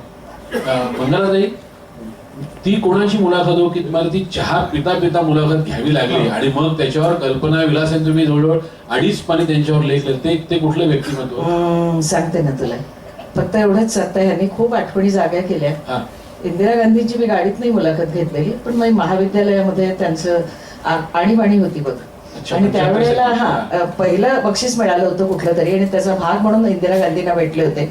आणि इतके आगाऊ होते त्यावेळेला की कोणी विचारलेलं नाही, काही नाही, तरी त्या बोलतायत. तर चक्क मुलाखत घेऊन त्यावर मी वर्तमानपत्रासाठी की मला भेटलेल्या इंदिरा गांधी असा एक लेख पण लिहून टाकला होता अच्छा. आणि तो छापून पण आला होता. 2,500 वगैरे अशा मुलाखती असतील नंतर सोडून दिलं हे करण्याचं. पण त्या मुलाखतींमध्ये अटल बिहारी वाजपेयी किंवा अब्दुल कलाम यांचं सूत्रसंचालन करता करता त्यांच्या व्यक्तिमत्वाचे वेगवेगळे पैलू हे करता आले. म्हणजे मला अटल बिहारी वाजपेयींची आठवण अशासाठी येते की मुझे दूर का दिखाई देता है, मैं दीवार पर लिखा पढ़ सकता हूँ लेकिन अपनी हाथ की रेखाएं पढ़ नहीं पाता. सीमा पार भड़कते शोले मुझे नजर आते हैं लेकिन अपने पाँव के इर्द गिर्द फैली गर्म राख मैं महसूस नहीं कर पाता. क्या मैं बूढ़ा हो चला हूँ? हर 25 दिसंबर को जीने की एक नई सीढ़ी चढ़ता हूँ, औरों से ज्यादा खुद से अधिक लड़ता हूँ. मेरा मन मेरे ही खिलाफ जिरह करता है, मेरा ही हलफनामा मेरे ही सामने पड़ता है और मैं हार जाता हूँ. मेरी उम्र अचानक 10 साल बढ़ जाती है. क्या मैं सचमुच बूढ़ा हो चला हूँ? हाँ, मैं सचमुच बूढ़ा हो चला हूँ. यानी खरंच विचारांचं पाथेय दिलं अशा माणसाचं निवेदन करताना किंवा सूत्रसंचालन करताना झालेला आनंद सांगू शकत नाही. बाळासाहेब हिंदुळे स्वरांचे आणि तत्सम कार्यक्रमांना यायचे. बाळासाहेबांच्या मासाहेब असायच्या, मासाहेबांच्या साडीला त्यांचा पोत बघणं, लताबाईंच्या साडीला असा नकळत हात लावण्याचं जे थ्रिल होतं ना, ते प्रचंड 15-1 वर्ष म्हणजे घेतलेलंच आहे. आणि त्यांनाही कळायचं दोघींना की ह्या बाईला ना जरा त्या सगळ्यामध्ये इंटरेस्ट असतो. इतकं ते सौहार्दपूर्ण वातावरण असायचं. म्हणजे त्या असं बाळासाहेबांना म्हणायच्या, अगं खालीच मी म्हटलं आपली मंगला निवेदन करते. हा जो काही एक सौहार्दाचा धागा असतो ना, तो कुठल्याही राजकारणाच्या सगळ्या अभद्र भेसूर आपल्याला खरे वाटतील खोटे वाटतील अशा सगळ्या ह्याच्यामध्ये कायम राहतो असं मला वाटतं. बाळासाहेबांच्या सोबत ते जे प्रेम आहे, तो जो डोक्यावरचा हात आहे ना माझ्या, कधी जाणार नाही. मासाहेबांचं ते प्रेमळ बोलणं माझ्या मनातनं कधी जाणारच नाही. आता तुला सांगते, लोकसत्तेला मी सदर लिहित होते, लाईफस्टाईल, ह्याला माहिती आहे तुझं पण काहीतरी चालू होतं. माझं लाईफस्टाईल सदर होतं आणि अचानक अरुण टिकेकर म्हणाले गुलजारजींची जरा मोठी मुलाखत घेऊया आणि दिल ढूंढता है असं त्याचं शीर्षक देऊया. त्यांनी शीर्षक ठरवल्यानंतर मी गेले. त्यांचे मूर्ती म्हणून त्यावेळेस स्वीय सहाय्यक होते. त्यांनी मला बोलवलं. गेले जराशी 15 मिनिटं आधी, बघते तर काय इकडे गर्दी मध्ये आणि त्यांचं ऑफिस. म्हटलं काय आहे? तर म्हणाले नाही, माचिस का भी लॉन्चिंग है और मिर्झा गालिब का भी लॉन्चिंग है. म्हटलं आता आपल्याला कोण देणार मुलाखत, कोण विचारणार? ते मूर्ती त्यांना घाबरत सांगायला गेले तर पांढऱ्या शुभ्र परीट घडीच्या कपड्यातले गुलजार जैसे नवरदेवासारखे फिरत होते. क्या कर सकता हूँ मैं, आज तो उनको मैं बात ही नहीं कर सकता उनके साथ. तो मुझे सर ऐसा मत कीजिए क्योंकि हम लोगों ने ऐड दी है, अब तो आपके साथ बात करनी ही पड़ेगी. तो ते एक सराईत सुंदर हंसू असताना तसं आलं. अच्छा आप चिंता न करें, मेरे आज तक के जितने साक्षात्कार है ना वो मैं आपको दे देता हूँ, उसके जेरोक्स निकालने के लिए बोलता हूँ. बस आपके पास सब कुछ मटेरियल रहेगा, आप पढ़िए और ऐसा लिखिए कि हमारी बातचीत हो ही गई. माझा चेहरा पडत साधारणपणे जमिनीला टेकला असणार, कारण ते पडलेला चेहरा बघितला आणि मग त्यांना दया आली असेल बाईची. तर ते म्हणाले की नहीं चाय पीते हैं, 10 मिनट में जितना कुछ आप पूछ सकते हैं पूछिए. 10 मिनट में गुलजार जैसे कविराज से क्या पूछेंगे. पण चला तेवढं तर तेवढं गेले.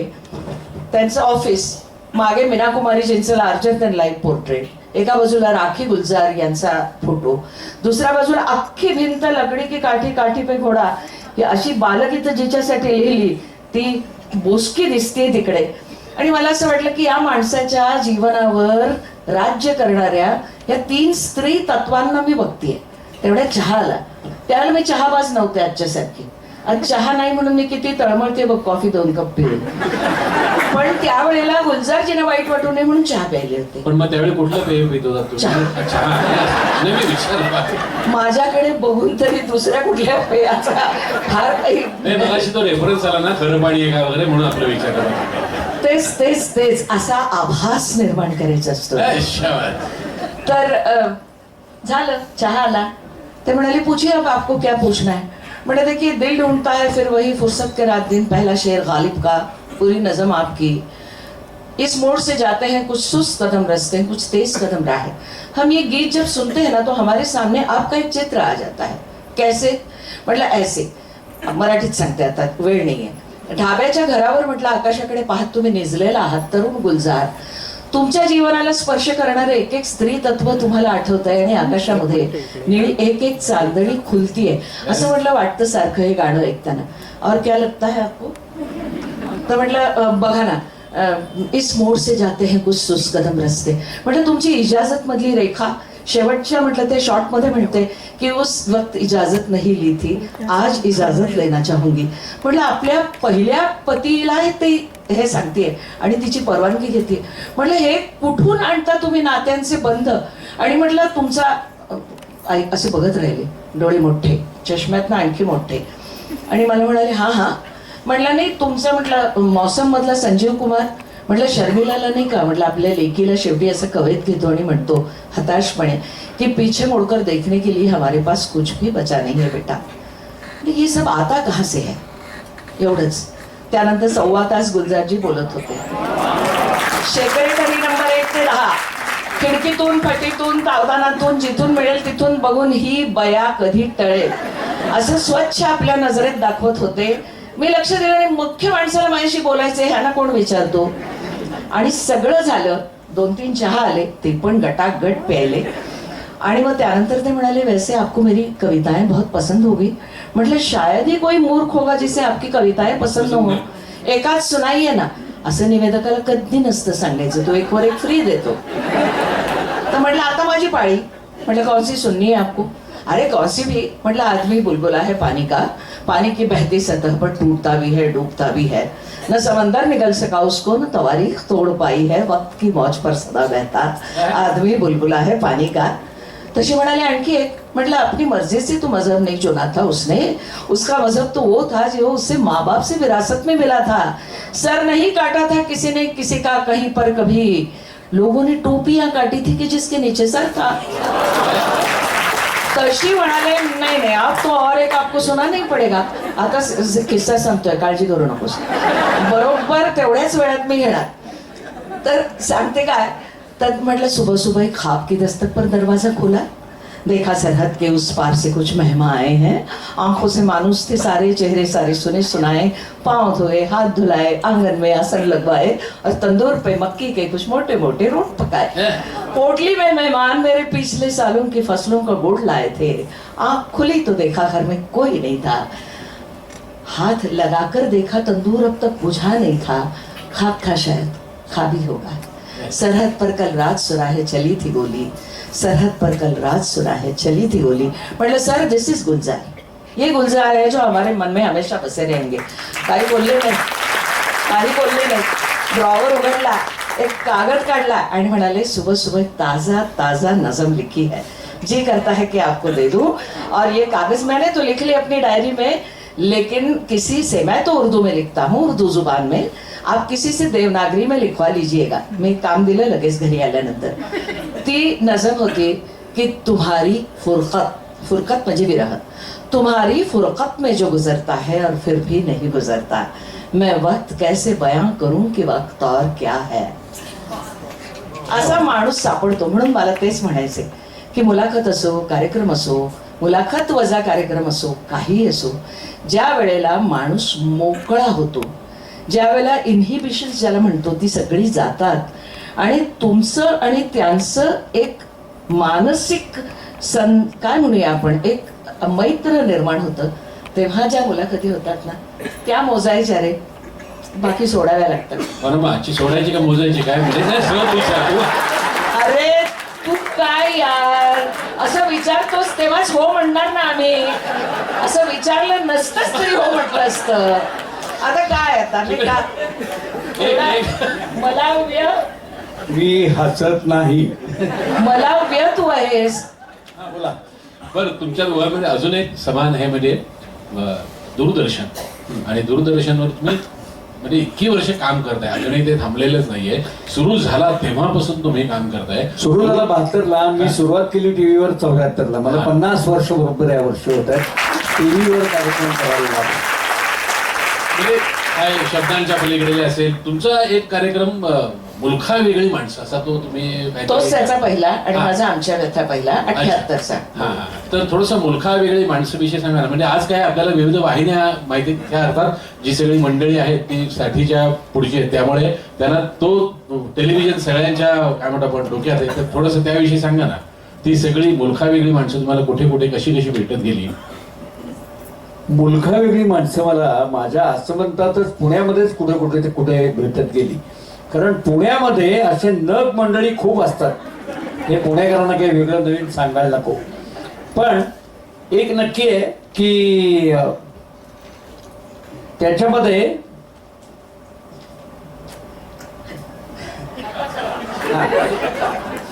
मुलखा वेगळी माणसं ही मला अशा तऱ्हेची भेटली की जे तुम्ही विचारलेल्या प्रश्नाला तुम्हालाच पुन्हा उलटा प्रश्न विचारून गप्प करायचे. म्हणजे मी जर म्हटलं ना की तुम्ही आजपर्यंत कुठल्या कुठल्या आणि किती मुलाखतींना उत्तरं दिली आहेत, तुम्ही आतापर्यंत कोणत्या कोणत्या लोकांना किती मुलाखती घेतल्या, असा उलटा मला प्रश्न. अशा तऱ्हेनं विचारणारे सामान्य पुण्यातले, मुंबईतले, खास करून पुण्यातले असे लोक मला जास्त करून भेटत गेले. आणि पुण्यातली सामान्य माणसं मुलखा वेगळी अशी होती. म्हणजे काय सांगू तुला, मला या क्षणी सगळ्यांची यादी नाही आठवत, पण जी मंडळी साधारणपणे कुठेही कोणत्याही फोकसमध्ये चुकूनही येणार नाहीत, हा. अशाच माणसांचं गर्दी भोवताली जास्त असायची आणि तेच आपल्याला उलट प्रश्न विचारत जायचे. अशी लोक जास्त होती. अशी एखादी कुठली आठवण सांगाल की अमुक अमुक या व्यक्तीची मुलाखत घेतली होती?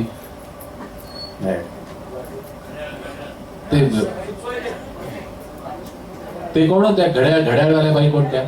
हा, काय झालं, सुरुवातीला मी 4 अनोख्या कुलकर्ण्यांचं सांगून टाकल्यामुळे मला वाटलं हा पुन्हा का तेच विचारतोय, तर त्याची आठवण चांगली आहे.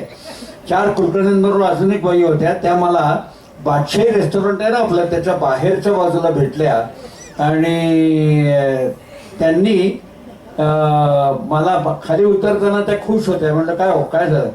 त्या म्हणल्या काय नाही, काल इथे एका ज्येष्ठ कोणीतरी माणूस चालला होता, त्याचं घड्याळ पडलं, त्याला मी नेऊन देईपर्यंत तो खूप लांब गेला होता, मग मी ते घड्याळ 500 रुपयाला विकून टाकलं. त्यामुळे मला 500 रुपयाचा नेट प्रॉफिट एका इथून जाणाऱ्या माणसाच्या गैर गोंधळामुळे मला मिळून गेला, असं त्या बाईंनी सांगितलं होतं.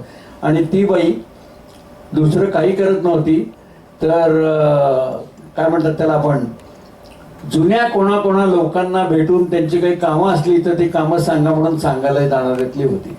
इतकी सारी होती. आणि ते कोण? ते स्वतः टपावर उभे राहायचे आणि तेच अध्यक्ष, तेच प्रमुख पाहुणे, तेच सगळं भाषण वगैरे करायचे. प्रभाजोग. अच्छा, त्यांचं काय? या सगळ्यांना पाठ आहेत ते. इथे कोणी जोग नाही ना? नाही असले तरी त्यांना पाठ आहेत.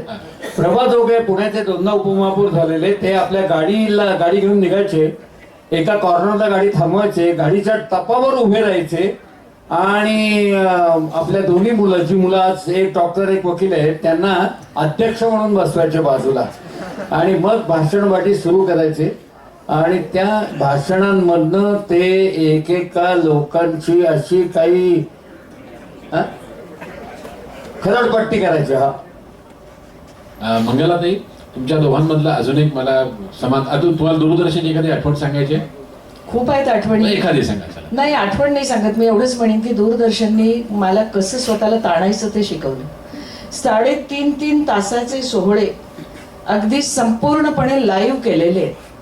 आज आपण त्यावेळेला त्याची जाहिरात करत नाही, पण अनिल मोहिलेंचा 65वा वाढदिवस होता.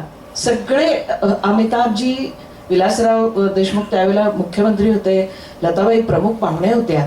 तो जो मधला सूत्रसंचालनाचा सोहळा आहे तो धरून सगळा कार्यक्रम 5 तास हा संपूर्णपणे लाईव्ह केलेला आहे, एकही चूक नाही. हे दूरदर्शननी शिकवलेलं आहे. हो, म्हणजे एका बाजूला दूरदर्शन तुमच्याकडून विष्णू सहस्रनाम, भगवद्गीता, अथर्वशीर्ष यावरती तुम्ही त्याचे सुगम अर्थ सांगत तुम्ही त्यावरती या कार्यक्रमाच्या निमित्तानं तुम्ही असा कार्यक्रम करा असं सुद्धा द्यायचे. मला एखादी रस्त्याच्या कडेला बसून शिकू इच्छिणारी आणि आत्ताच्या या समाज व्यवस्थेच्या भोंदूपणामध्ये बळी पडलेली अशी एखादी ज्योती भेटायची मला तिकडे. एखादी आक्रोश करणारी आणि आपल्या मुलीला वळणावर आणण्यासाठी म्हणून धडपडणारी आई दिसायची. तर आई हातातून म्हणजे आई जग सोडून निघून गेलेली आहे. अशा वेळेला आपल्या मुलीला एकटं सांभाळणारा मुलगा आणि आता ती ऋतुमती होतीये, तर मी नेमकं काय करू हे मला कळत नाहीये, कारण विरोधात लग्न केलेलं होतं. त्यामुळे आता कोणच नाही. मंगलाताई, तुम्ही काहीतरी करा आणि हे सगळं सांगाल का? प्रश्न नाही तो, कसंही नाही, पण तरी सुद्धा माणसं तुम्हाला शोधून विचारायचे. मला या माध्यमाने एवढंच शिकवलं की तुमच्याकडे विश्वासार्हता हवी, तुमच्याकडे द्यायला प्रत्येक क्षणाला काहीतरी वेगळं हवं. आणि दुसरी गोष्ट म्हणजे तुम्हाला आपल्या दिवाणखान्यातून ते कधीही घालवू शकतील रिमोट वापरून, ते त्यांनी न घालवावं म्हणून तुम्हाला ज्या युक्त्या प्रयुक्त्या करायच्या आहेत, जो अभ्यास करायचा आहे तो तुम्ही नेटकेपणानं करा. मला असं वाटतं की दूरदर्शननी मला जेवढी संधी दिली तेवढी खरंच कोणी देणार नाही. तू फसलेल्या मुलाखतीचं विचारलं होतंस मला. आकाशवाणीनं मला महाविद्यालयीन जीवनामध्ये अनंत काणेकरांची मुलाखत घ्यायला दिली. अरे नुसता अभ्यास पुरत नाही रे मुलाखतीला, त्याला तुमच्याकडे ती मुलाखत प्रवाही ठेवण्यासाठी प्रवाही प्रश्न विचारायची क्लृप्ती लागते. ती नव्हती आमच्याकडे. आम्ही त्याच प्रश्नाभोवती घोटाळत होतो. पण इतक्या संयमी आणि सहनशील आमच्या लीलावती भागवत होत्या. त्या म्हणाल्या, अडकलात की नाही, आता असं करायचं नाही, इतकी मोठी माणसं आम्ही तुम्हाला देतो मुलाखतींना, वाटोळं करू नका गं त्याचं. हे जेव्हा कोणीतरी बोलतं ना, तेव्हा त्यानंतर मग प्रत्येक मुलाखतीत गणित तुमचा जो अभ्यास असतो तो बोलतो. आणि तसं मला दूरदर्शनने दिलं. त्यामुळे सचिन तेंडुलकर असो, सुनील गावस्कर असोत, मी कोणाकोणाची नावं घेऊ, किंवा महाभारत मालिकेत, हो महाभारत महामालिका करत होते तेव्हा सगळे कौरव पांडव जे माझ्या घरी यायचे मुलाखत द्यायला, कृष्ण घरी यायचा आणि माझा तो वॉचमन सांगायचा, अरे मॅडम वो दुर्योधन आके गए ना अभी, वो लोग आते हैं सुबह में, आप काय को भाजी लेने को जाते हो? अरे म्हटलं घरी भाजी शिजवावी लागते, त्याशिवाय खाणार कसं? अरे नाही यार, उनको ऐसे यहाँ खड़ा करना अच्छा नहीं लगता हमको. पण मला सांगा, ज्यावेळी दुःशासन आला त्यावेळी त्यांनी सोडलं होतं का? दुःशासन माझा शेजारीच होता, दोन बिल्डिंग सोडून. दुर्योधन सुद्धा वर्सोवायला राहायचा, पण कृष्ण यायचा, त्याचं ते मंत्रमुग्ध करणारे हसू. बरं, आणि मी ना एमएच्या वलयातनं बाहेरच पडलेले नव्हते महाभारत मालिकेच्या वेळेला. त्यामुळे ती खेरांची व्याख्यानं, त्याचे ते सगळे ग्रंथ हातामध्ये, आणि तरात तावात बुयार चोपडांच्या ऑफिसमध्ये जायचं आणि त्यांना सांगायचं, ये देखिए आपने क्या किया, ये आपने जैसा है ना महर्षी व्यास के महाभारत में ऐसा नहीं है. ते शांती शांती, बैठिए आप, बैठिए. मग पंडित नरेंद्र शर्मा यायचे आणि मला म्हणायचे, मंगला मीडियम बदला है कि नहीं, फिर इस मीडियम में सबको जो समझेगा वो ही हमको डालना पड़ता है. दूरदर्शनने मला हे पण शिकवलं. आणि इतकं सुंदर नात्यांचे बंध त्यांनी निर्माण केले की ज्या वेळेला महाभारत संपलं तेव्हा माझे संपादक दिनकर गांगल मला म्हणाले, फार एकटेपणा आणि रिकामेपणा येणार आहे तुम्हाला. अख्खी पुरवणी महाराष्ट्र टाइम्सची लिहिली आणि घरी गेले आणि तो रिकामपण म्हणजे काय ते कळलं. असं मला काही गुरुत्व मध्येच नव्हता, अशी कोसळणार होते. तेवढ्यात वॉचमन म्हणाला, क्या हवा बाईजी, आपको पहुंचा दो क्या घर में. रिकामपणाचा, आतून रिकाम होण्याचा अर्थ त्यावेळेला मला कळला. दुसऱ्या दिवशी चोपडांच्या ऑफिसमध्ये गेले, पापाजी बसलेले होते. पापाजीच झाले होते 2.5 वर्ष ते माझे. मी त्यांना विचारलं, म्हटलं, पापाजी बस आपकी याद आ गई तो आने का दिल करा. अरे हाँ, मुझे भी तुमसे मिलना था, हमारी भी इतनी कहाँ मंगलाएं हैं, आते जाओ बेटा, आते रहना बेटा. हे जे त्या काळातलं नातं होतं ना, ते मी आत्ताच्या काळात कुठेतरी मला त्याची उडीव भासते. ही सगळी पहाडासारखी माणसं होती. शेवटच्या क्षणाला सुद्धा कुणी विचारलं, कौन आया है मालूम है पापाजी? हाँ हाँ, हमारी मंगला. हे जे काही हमारी मंगला आहे ना, ते मी आयुष्यामध्ये खूप घेतलं. त्यामुळे हे सगळं दूरदर्शनहून व्यासपीठावरच्या कार्यक्रमांमध्ये, त्यातून मुलाखतींमध्ये आणि त्यातून झालेल्या एकपात्री कार्यक्रमात सगळेच मिळाले. तुम्हाला दोघांना असं विचारायचं, बराच वेळ बोलताना सुद्धा किंवा तुम्ही पण थोडेसे आवाज बदललेत तुम्ही तुमचे दोघांनी, म्हणजे थोडासा अभिनय की तुम्हाला असं कधी वाटलं नाही का की म्हणजे निवेदन तुम्ही करतच होतात, मुलाखती घेतच होतात, पण कुठेतरी चेहऱ्याला खऱ्या अर्थाने रंग लावून कॅमेरा समोर किंवा नाटकात तिसरी घंटा झाली आणि भूमिकेत मंगला खाडीलकर आहे किंवा भूमिकेत काय अमुक अमुक भूमिकेत सुधीर गाडगीळ आहे असं कधी व्हावं असं तुम्हाला कधी वाटलं नाही की तशी संधी आली नाही की कामामुळे संधी आली तरी ती सोडावी लागली काय? हा. संधी आली, एका अत्यंत उत्तम नाटकामधली नायिकेचीच भूमिका आली होती. बाळकाका होते, मी फर्स्ट इयर इंटरला होते. लेखक म्हणाले हीच माझी नायिका, हिला विचारा, हिच्या पालकांना विचारा. काही बोलले नाहीत बाळकाका. बाळकाका म्हणजे बाळ कुडतरकर. त्या लेखकांना त्यांनी जाऊ दिलं आणि ते म्हणाले आता बघ, आता चांगले मार्क मिळवतेस, घरात आईच्या हाताशी यायचं हे तुला माहिती आहे ना, इथं तिथं लक्ष देऊ नकोस हा बाळा, आत्ता या क्षणाला तरी तुला नाटक नाही, एवढं लक्षात घे. मत्स्यगंधामध्ये आंबेची भूमिका आली होती, ती मात्र मला मनापासून करायची होती. आईनं नाही परवानगी दिली. आणि त्यानंतर ना आपला काळ असा होता की एका क्षेत्रामध्ये तुम्ही हातपाय मारा, सगळ्या क्षेत्रांमध्ये जाऊ नका. त्याच्यामुळे अनेक लेकुरे उदंड झालीमध्ये श्रीकांत मोघे त्यावेळेला पुनरुज्जीवित करत होते, त्यात आली होती भूमिका. म्हणाले अगं सगळं येईल तुला, तू नाही केलं. मुलगा SSC ला होता त्यावेळेला सुद्धा नंतर स्मितानी ती भूमिका केली, एका चित्रपटात भूमिका आली होती. अशा प्रत्येक वेळेला काळजाचा एक असा तुकडा तुटायचा, असं वाटायचं की का हा अनुभव आपण घ्यावा का. पण मग घर दिसायचं, तो मुलगा, त्याचे करिअर, असं सगळं दिसायचं आणि असं वाटायचं की नको, आपण हेच करतोय, ह्याला वेळ मिळत नाहीये तर आपण हे केव्हा करणार. करावं ते पूर्ण मनानं करावं म्हणून नाही केलं. पण त्यानं कुठं मला कमी दिलं काही. एकपात्री कार्यक्रमातून मला तो स्वराभिनय मांडता आला, शब्दाभिनय मांडता आला, त्याच्यानंतर त्यात वैविध्य आणता आलं, वेगवेगळे प्रयोग करता आले, संकल्पनाधारित कार्यक्रम करता आले. मला असं वाटतं आपल्याला काय मिळालं नाही ह्याच्यापेक्षा आपण काय केलं किंवा काय मिळालं. प्रचंड प्रेम आधी मुळामध्ये रसिकांचं मिळालं, ते मला इतकं आवडतं. आणि मला या सगळ्या माध्यमांनी अभ्यास करणी बोल विषय नवा द्यायचा. म्हणजे सेक्शुअलिटी एज्युकेशनवर कार्यक्रम करायचा होता तर दूरदर्शनचे महानिदेशक म्हणाले की उनको बुलाइए, एक भी गलत तरीके का सवाल नहीं आएगा फोन इन कार्यक्रमामध्ये. मला असं वाटतं ही मोठी पावती आहे तुम्हाला. तर आता कसं आहे की, आणि लक्षात ठेवा खेळ आहे, खेळाच्याच नियमांनी बांधलेला, निर्मळ बेलोरी आनंदात सांधलेला, आघात करायचा, रक्त काढायचं नाही, जीव ओतायचा पण जीवन हरपायचं नाही, सर्वस्व व्हायचं पण स्वत्व गमवायचं नाही. आणि आपल्या अंतरंगातील पंच तटस्थ समयसूज्ञ साक्षी थांबा म्हणतील त्या क्षणी थांबायचं. मला एक स्वप्न पडतं विघ्नेश, त्या स्वप्नामध्ये ना अशी पायऱ्यांनी उतरत जाणारी एक विहीर आहे. त्या विहिरीतनं मी खाली उतरते, माझी हिंमत नाही रे, स्वप्नात उतरते.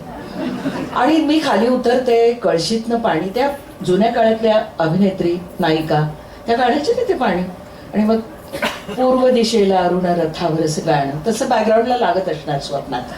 तर ते मी काढते, देवाला वाहते. मला असं वाटतं की त्या जिथपर्यंत ओंजळी येत ना, ती कळशी जिथपर्यंत भरून येते पाण्याने तिथपर्यंतच तुम्ही राहायचं, नाहीतर जवळ जमलेले चंद्राचे तुकडे घेऊन आपापल्या अंधारात विलीन व्हायचं. तुम्ही कधी अभिनयाकडे वळला नाही का? तशी काही ह्या सगळ्या धावपळीत संधीच नाही मिळाली? मी 2-3 सिनेमात कामं केलेली आहेत. अच्छा. हा, आणि त्या सिनेमातली कामं म्हणजे काय, छोटंसं आपलं दाखवलं नाही दाखवलं असं, त्यामुळे फार गंभीरपणे घेण्याची ती नव्हती. त्यामुळे त्याची नावं सुद्धा आता माझ्या लक्षात राहत नाहीत. मी मगाशी तुलाच तर घटना सांगून नव्हतं का विचारत कार्यक्रम सुरू होण्यापूर्वी, या सिनेमाचं नाव माहिती आहे का, कारण मला कुठेतरी तू विचारशील म्हणून ते नाव सांगायचं होतं. आता या क्षणी मला आठवत नाहीये, पण 3 सिनेमातनं कामं केली आहेत मी, छोटी. ठीक आहे, म्हणजे तेवढा पुरता का पण तो रंग लागलेला आहे. हा, रंग लागलाय. मी कुलवधू मालिकेतलं, पण त्यात सुधीर पण होता, प्रदीप पण होता, आणि तिघांनी केलेलं होतं. आणि अण्णांनी मुळामध्ये ती भूमिका पाहिली, आणि अण्णा म्हणजे भीमसेन अण्णा. आणि ज्या वेळेला रंगवाणी कार्यक्रम करायला गेले त्यावेळेला भीमसेन अण्णा मला म्हणाले, चांगल्या साड्या नायका मागून घ्यायच्या, ती केशरीची साडी, ती रुद्राक्षाची माळ, कशासाठी हवं ते सगळं. असं नाही करणार असाल म्हणजे उपरोधानीच म्हणाले असतील की काही उद्योग नाहीत का तुला, पण त्यांचं सांगण्याची पद्धत वेगळी होती. त्याच्यापेक्षा चांगले भरगच्च दागिने घालावेत आणि मग भूमिका करावे, म्हणजे थोडक्यात असं की तुला आता कार्यक्रम कमी मिळतायत का? सुधीर काका, एकदम वेगळाच, कदाचित हा विषय कोणाला माहिती नसेल, तुम्ही काही सिनियर सिटीजन्स त्यांचे व्हिडिओज किंवा त्यांच्याशी गप्पा, म्हणजे विशेषतः जे ज्यांची मुलं अमेरिकेत आहेत वगैरे असं काही, तो तुमचा प्रोजेक्ट काय आहे, तो अजूनही चालू आहे? हा, मी काय करतो, मी आता अख्खं पाकिस्तान सोडून सर्व जग फिरून आलोय. तर या जगातल्या सर्व ठिकाणच्या मराठी माणसांना भेटतो, त्यावेळेला त्या मराठी माणसांच्या घरातल्या मुलांनाही भेटतो आणि त्यांच्याकडनं त्यांना इथे काय आवडलं, ते इथे का निवांतपणे राहिले, त्यांना भारतात यावंसं वाटत नाही का, अशा माझ्या मनात येणाऱ्या शंका त्यांना मी त्यांच्या शंका असल्यासारख्या दाखवून विचारत असतो. हा, पण गंमत म्हणजे ती मंडळी तिकडे खुश असतात, त्यांना त्या परदेशात राहणे एवढाच आनंदाचा भाग असतो, बाकी काही नाही, असं माझ्या लक्षात आतापर्यंत आलेलं आहे.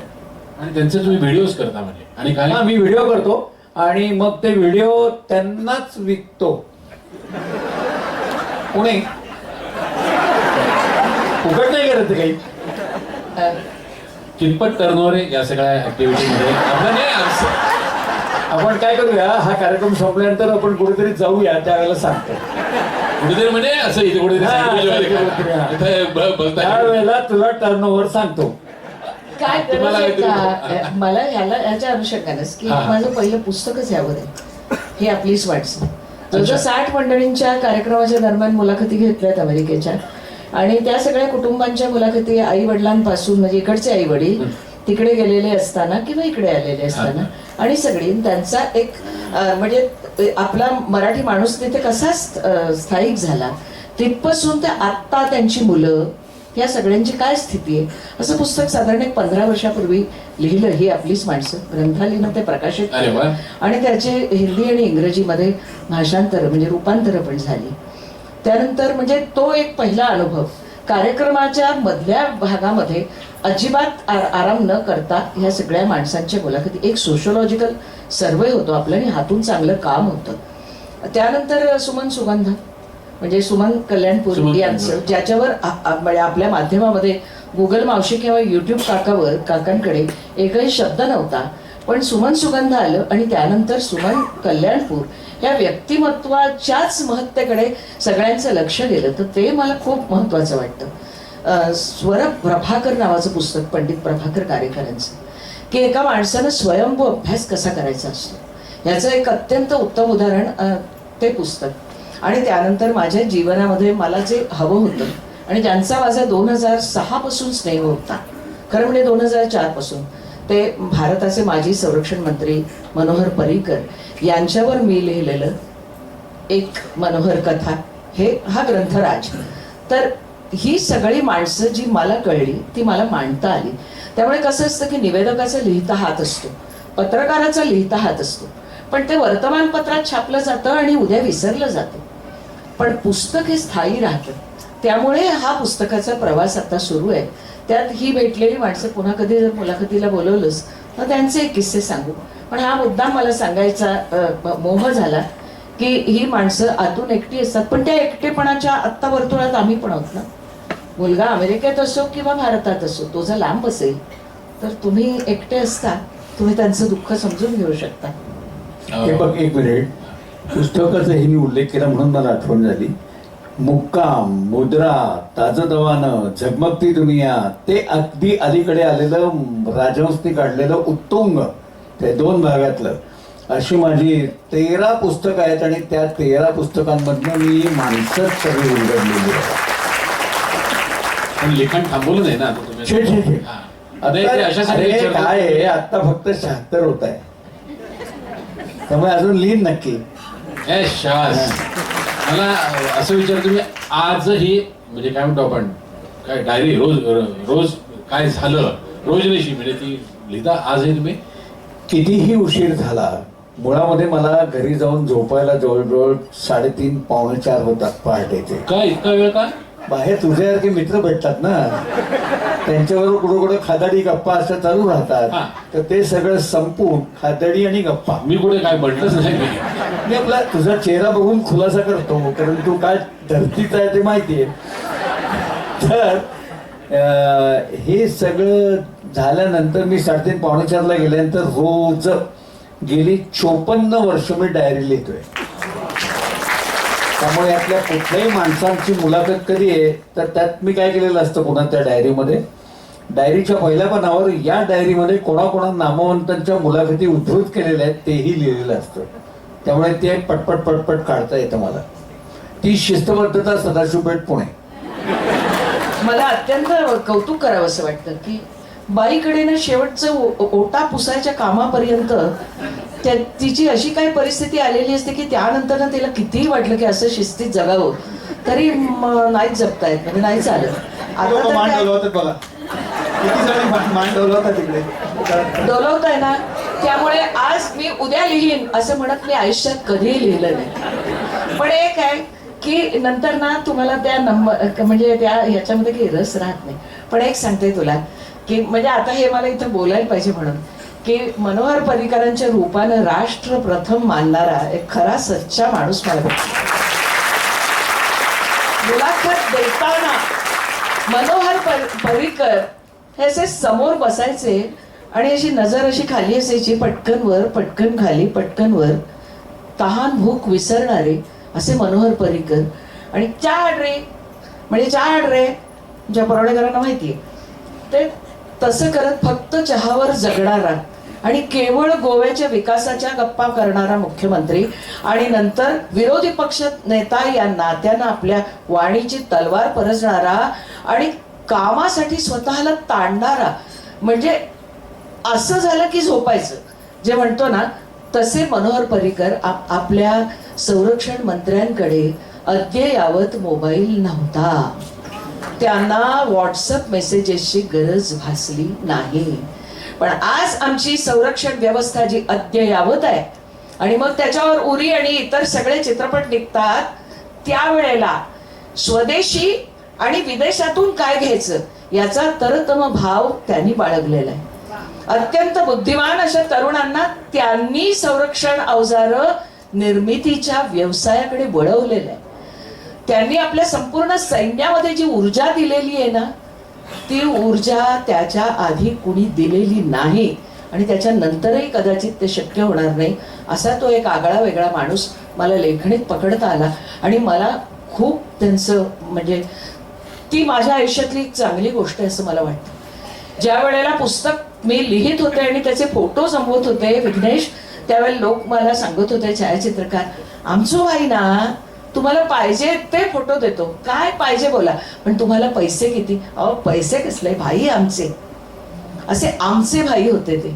चमकत्या डोळ्यांनी सगळीकडे पाहणारे, खाकी किंवा तत्सम रंगाची पॅन्ट आणि तो एक म्हणजे साधारण एक 2-3 रंगाचे बुशर्ट, माशावर म्हणजे परमेश्वराच्या त्या प्रथमावतारावरती प्रचंड प्रेम करणारे, पण त्याच बरोबर त्यांच्या समोर केवळ गोव्याच्या नाही तर देशाच्या विकासाचा आराखडा तयार होता असा माणूस. मला लेखणीत जो काही पकडता आला तो पकडता आला, पण मला असं वाटतं की ते एक समाधानाचे क्षण आहे. यशवंतराव चव्हाणांपासून ते अगदी देवेंद्र फडणवीसांपर्यंत सर्वच्या सर्व मुख्यमंत्र्यांच्या मुलाखती घेता आल्या आणि मंत्र्यांमध्ये सर्वच्या सर्व आणि मंत्र्यांमध्ये तर केंद्रीय स्तरावरच्या त्यांच्या मिळतील की नाही अशी शंका असताना टेलिव्हिजन ही गोष्ट अशी आहे की ज्याच्यामुळे सगळ्यांपर्यंत तुम्ही सहजतेनं पोचता, त्यामुळे तिथेही जाता आलं. आणि तुला बोलायचं काय त्यामुळे त्याच्यामध्ये सर्वाधिक मला आनंद जर कोणाची मुलाखत घेताना मिळालेला असेल तर तो म्हणजे नितीन गडकरी. नितीन गडकरी सर्वाधिक आनंदाने बोलायचे मस्त आणि कुठल्या काय गोष्टी सांगायचे, विचारलेलं नसतानाही सांगायचे की माझ्या याच्यात एक उल्लेख कर बरं का, मला दडपे पोहे खूप आवडतात, म्हणजे कोणाकडे गेल्यावर ते करा असं. आता बोलायचंय एकच मिनिट. आता म्हणजे आता गेला तो माझ्या डोक्यातनंही विचार गेला, पण तुला सांगते मी की विलासराव 3दा मुख्यमंत्री, शरद पवार इतके वेळा मुख्यमंत्री, असं मोजता येईल इतके सांस्कृतिक संचालनालयाचे आणि महाराष्ट्र शासनाचे कार्यक्रम केलेले. त्यामुळे या मंडळींची सांस्कृतिक कार्यमंत्री म्हणून, नंतर मुख्यमंत्री म्हणून ही कारकीर्द खरं म्हणजे सूत्रसंचालिका या नात्यानं मी पाहिलेली आहे. त्यामुळे मला ती सगळी वेगवेगळी रूपं फक्त म्हणजे व्यासपीठावर मुलाखती घेणं, बोलणं एवढंच असायचं. पण त्याच्यामध्ये कुठेतरी मी या सगळ्यांची अनेकदा मंगलाताई अशी होते. आणि हे जे होतं ना, तर ते आपले पण आत्ताच्या मंत्र्यांमध्ये तेवढं असेल की नाही मला माहिती नाही. आता नाही करत तेवढे सांस्कृतिक किंवा ह्याचे शासकीय कार्यक्रम. पण त्यावेळेचं वातावरण अतिशय वेगळं होतं. शरद पवारांना बोटीवरती 24 तास शेतकऱ्यांशी बोलताना इस्रायलमध्ये मी पाहिलंय. मनोहर जोशी दुसरं काहीही नाही, व्यापाऱ्यांना एकत्र करण्याचं काम करत होते. ही माणसं, आज तो रस्ता जो आहे समुद्र सेतू, त्याचं स्वप्न मनोहर जोशीने पाहिलं होतं. आपण कसं विसरू शकतो? पण हे स्वप्न कुठेतरी त्या मुलाखतीतनं उलगडलेलं आहे रे. त्यामुळे या सगळ्या क्षणांची गोळाबेरीज केली तर खूप काहीतरी हाताशी लागेल.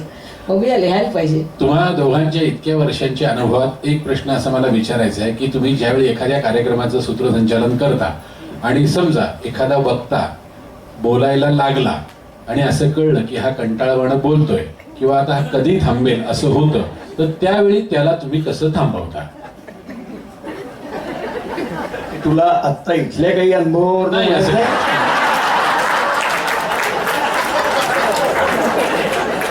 कारण तू ही चतुर आहेस जोशी. पण मी काय नाही, आपल्याला मी गैरमार्गाने कुठलाही 1 रुपया सुद्धा आतापर्यंत मिळवला नाही, मिळवणार नाही.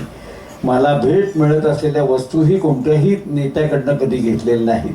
पण मी तर भेट मिळाली की लगेच देऊन टाकतो. बघितलं तुम्ही आता, दुसऱ्याची असेल ती देतो पहिल्यांदी ना. पण मी मात्र एक नक्की करतो की सर्वात महत्वाची गोष्ट म्हणजे मी काय तर आपण बोलत होतो त्याला मी एकदम ब्लँक झालो. नाही आटोपतं कसं त्याला, म्हणजे त्याला आवडता कसं तुम्ही जर का? नाही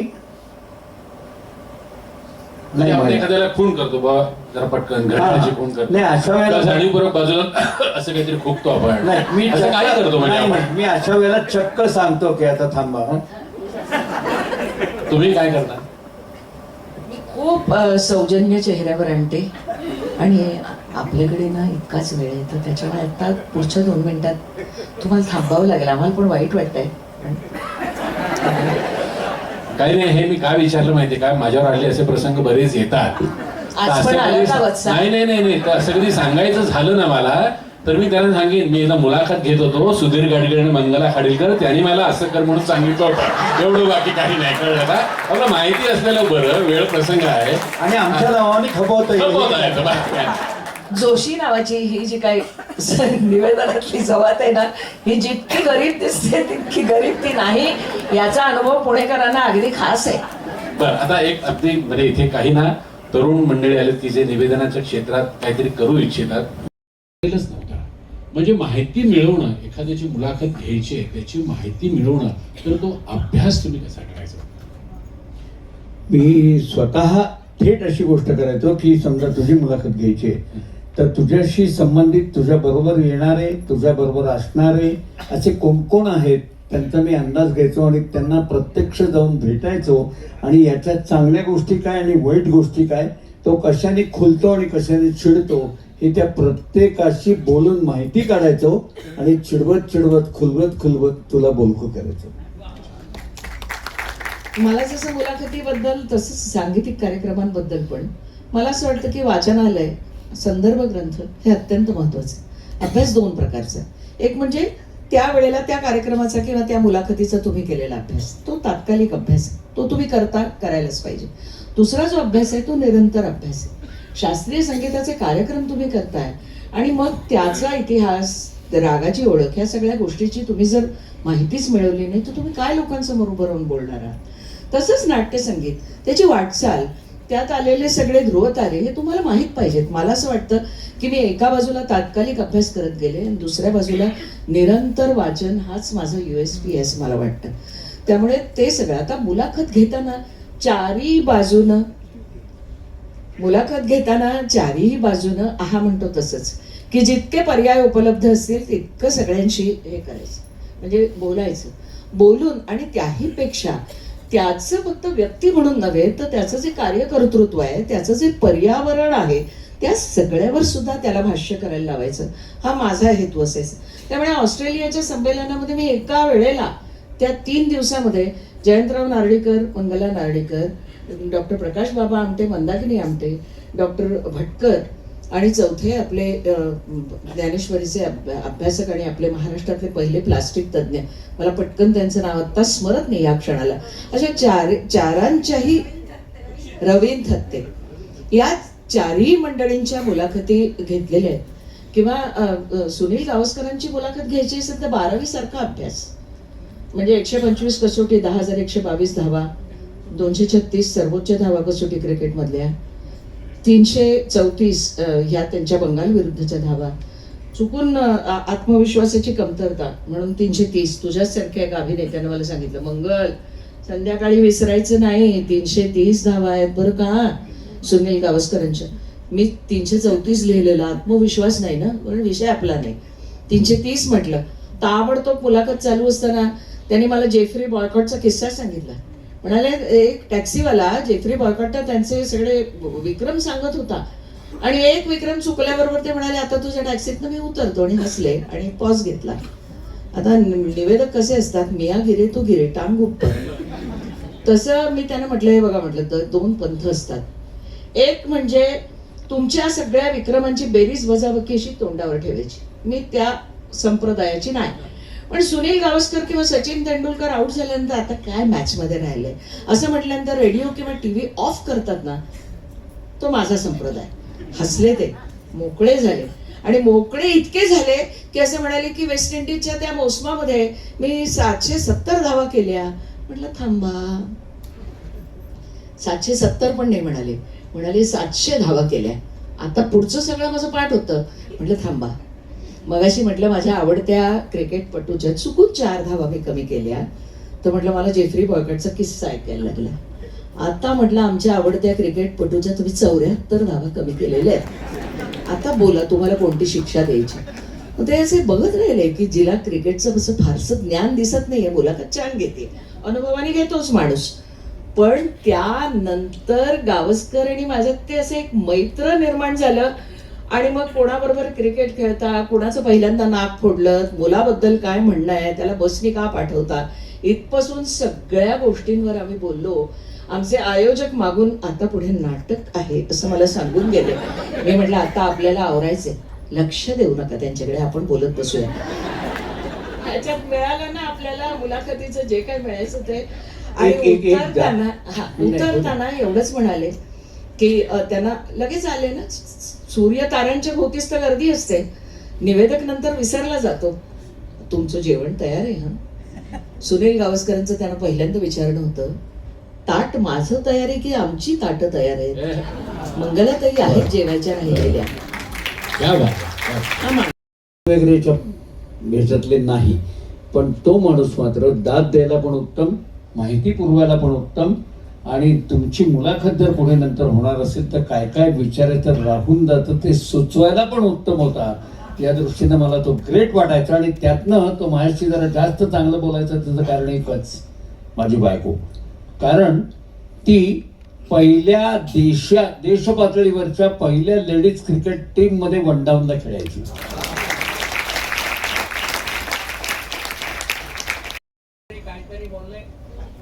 पुलंचा आणि माणिकताईंचा किस्सा सांगा ना. पुलं आणि माणिक वर्मा यांची काय तुम्ही, तुम्हाला पाठ आहे की हो, कशाला सांगायचं. तुम्हाला माहिती आहे हा, मग तुम्हीच सांगा. हा अच्छा, ते म्हणतात मी सांगू, हे सांगतील असं आहे. हा सांगा.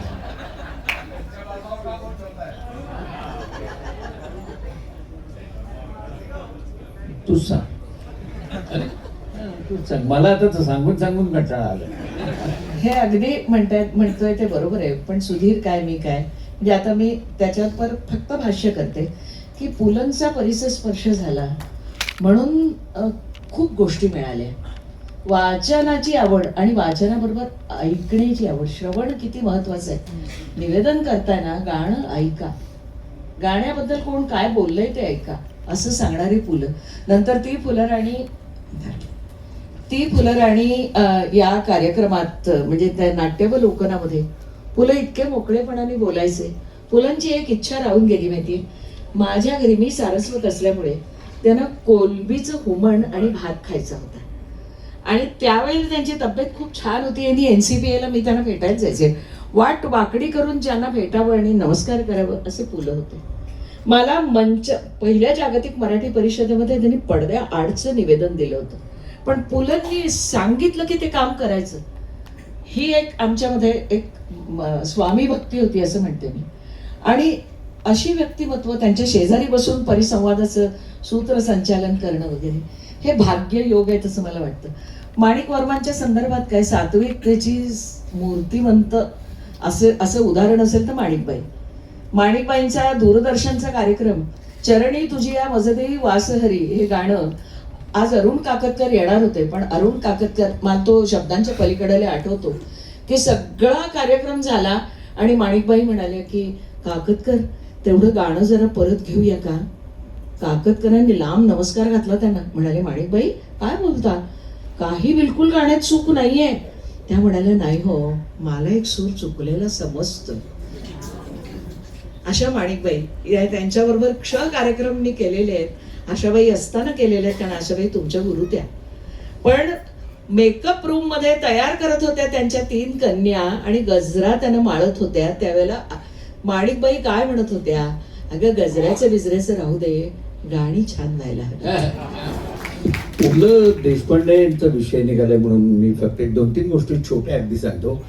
पुलंचं मला सर्वात आवडलेलं एक वाक्य होतं, म्हणजे जन्म आणि मृत्यू या 2 टोकामध्ये चालवून नियतीने चालवलेली आपली फसवणूक पाहिली की आपल्या भोवती जमलेल्यांची 4 घटकात करमणूक करण्यापलीकडे आपल्या हाती काय उरतं, म्हणून मी ती करमणूक करतो. ते चित्रकला एका प्रदर्शनाचं उद्घाटन करायला त्यांना आणि बासुदांना बोलवलं होतं.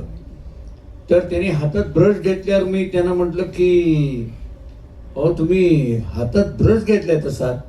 ते म्हटलं हो मी रोजच घेतो. आणि नंतर त्यांनी एक चित्र काढलं, खरोखरच चित्र काढलं 2 मिनिटामध्ये गांधींचं, महात्मा गांधींचं. आणि ते इतकं उत्तम होतं की ते चित्र त्यांनी जाताना मला भेट दिलं. माझ्या घरामध्ये महत्वाच्या ठिकाणी माझ्या कुठल्याही पेजच्या याच्यापेक्षा ते चित्र मी लावलेलं आहे. त्यांनी साधं बोला हे ते जे सांगायचे ना ते मला स्वतःला अतिशय त्याबद्दल त्यांना दुवा द्यावेसे वाटतो, कारण बऱ्याच लोकांना अजूनही साधं बोलता येत नाही. महाराष्ट्र राज्य परिवहन मंडळाच्या स्वयंचलित वाहनानं कशाला एसटी न्यायला म्हणा की इतक्या सहजनं ते सोपं बोला याच्यावर ते भर देत असायचे. आणि दुसरं म्हणजे शरद कळवलकर यांची ओळख करून देताना लांब लचक 2 पॅरेग्राफ कशाला बोलताय, सरळ मनाचा माणूस शरद तळवलकर झालं. कुठे काना नाही, मात्रा नाही, वेलांटी नाही, पुढच्या नाही, काही नाही, इतका साधा माणूस. अशा तऱ्हेने सोपं बोलणारे म्हणून मला पु ल अत्यंत आवडत होते. परफॉर्मर म्हणून पण, लेखक म्हणून पण. क्या बात. रसिको, खरं तर या गप्पांचा हा जो कार्यक्रम आहे निवेदकांच्या गावाजवळ, हा ओंकारनी 3 तासाचा डिझाईन केलेला आहे. पण ओंकारनीच असं सांगितलेलं आहे की त्याचा पहिला भाग आपण 2025 साली करायचा आहे आणि उरलेला जो भाग आहे तो 2026 साली करायचा आहे. तर या दोघांसाठी जोरदार टाळ्या झाल्या.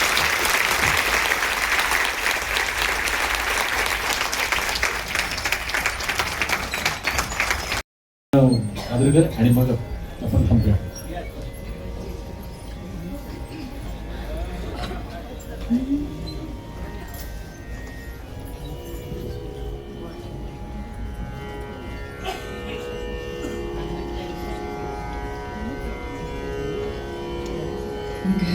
घननीळा लडीवाळा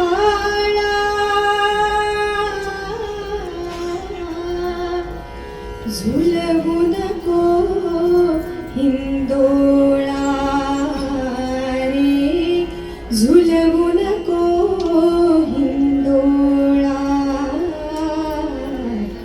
घननीळा लडीवाळा झुलवू नको हिंदोळा रे, झुलवू झुलवू नको हिंदोळा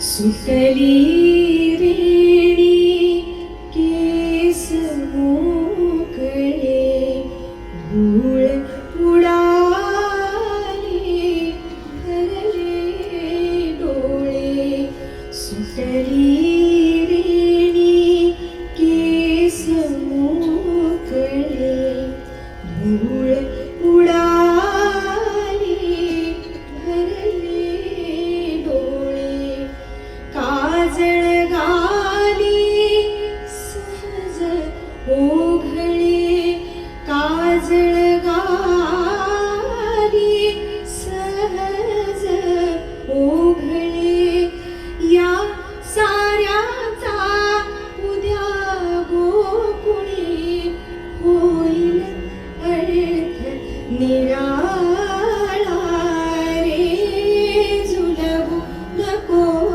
हिंदोळा झुलवू नको हिंदोळा सांज वेळ ही आपण दोघे सांज वेळ ही आपण दोघे अवघे संशय घेण्याजोगे सांज वेळ ही आपण दोघे अवघे संशय घेण्याजोगे चंद्र निघे बघ झाडा मागे चंद्र निघे बघ झाडा मागे कालिंदीच्या तटी खेळतो गोप सुतांचा मेळा रे झुलवू नको हिंदोळा घननीळा घननीळा घननीळा घननीळा घननीळा लडवाळा झुलवू नको हिंदोळा झुलवू नको झुलवू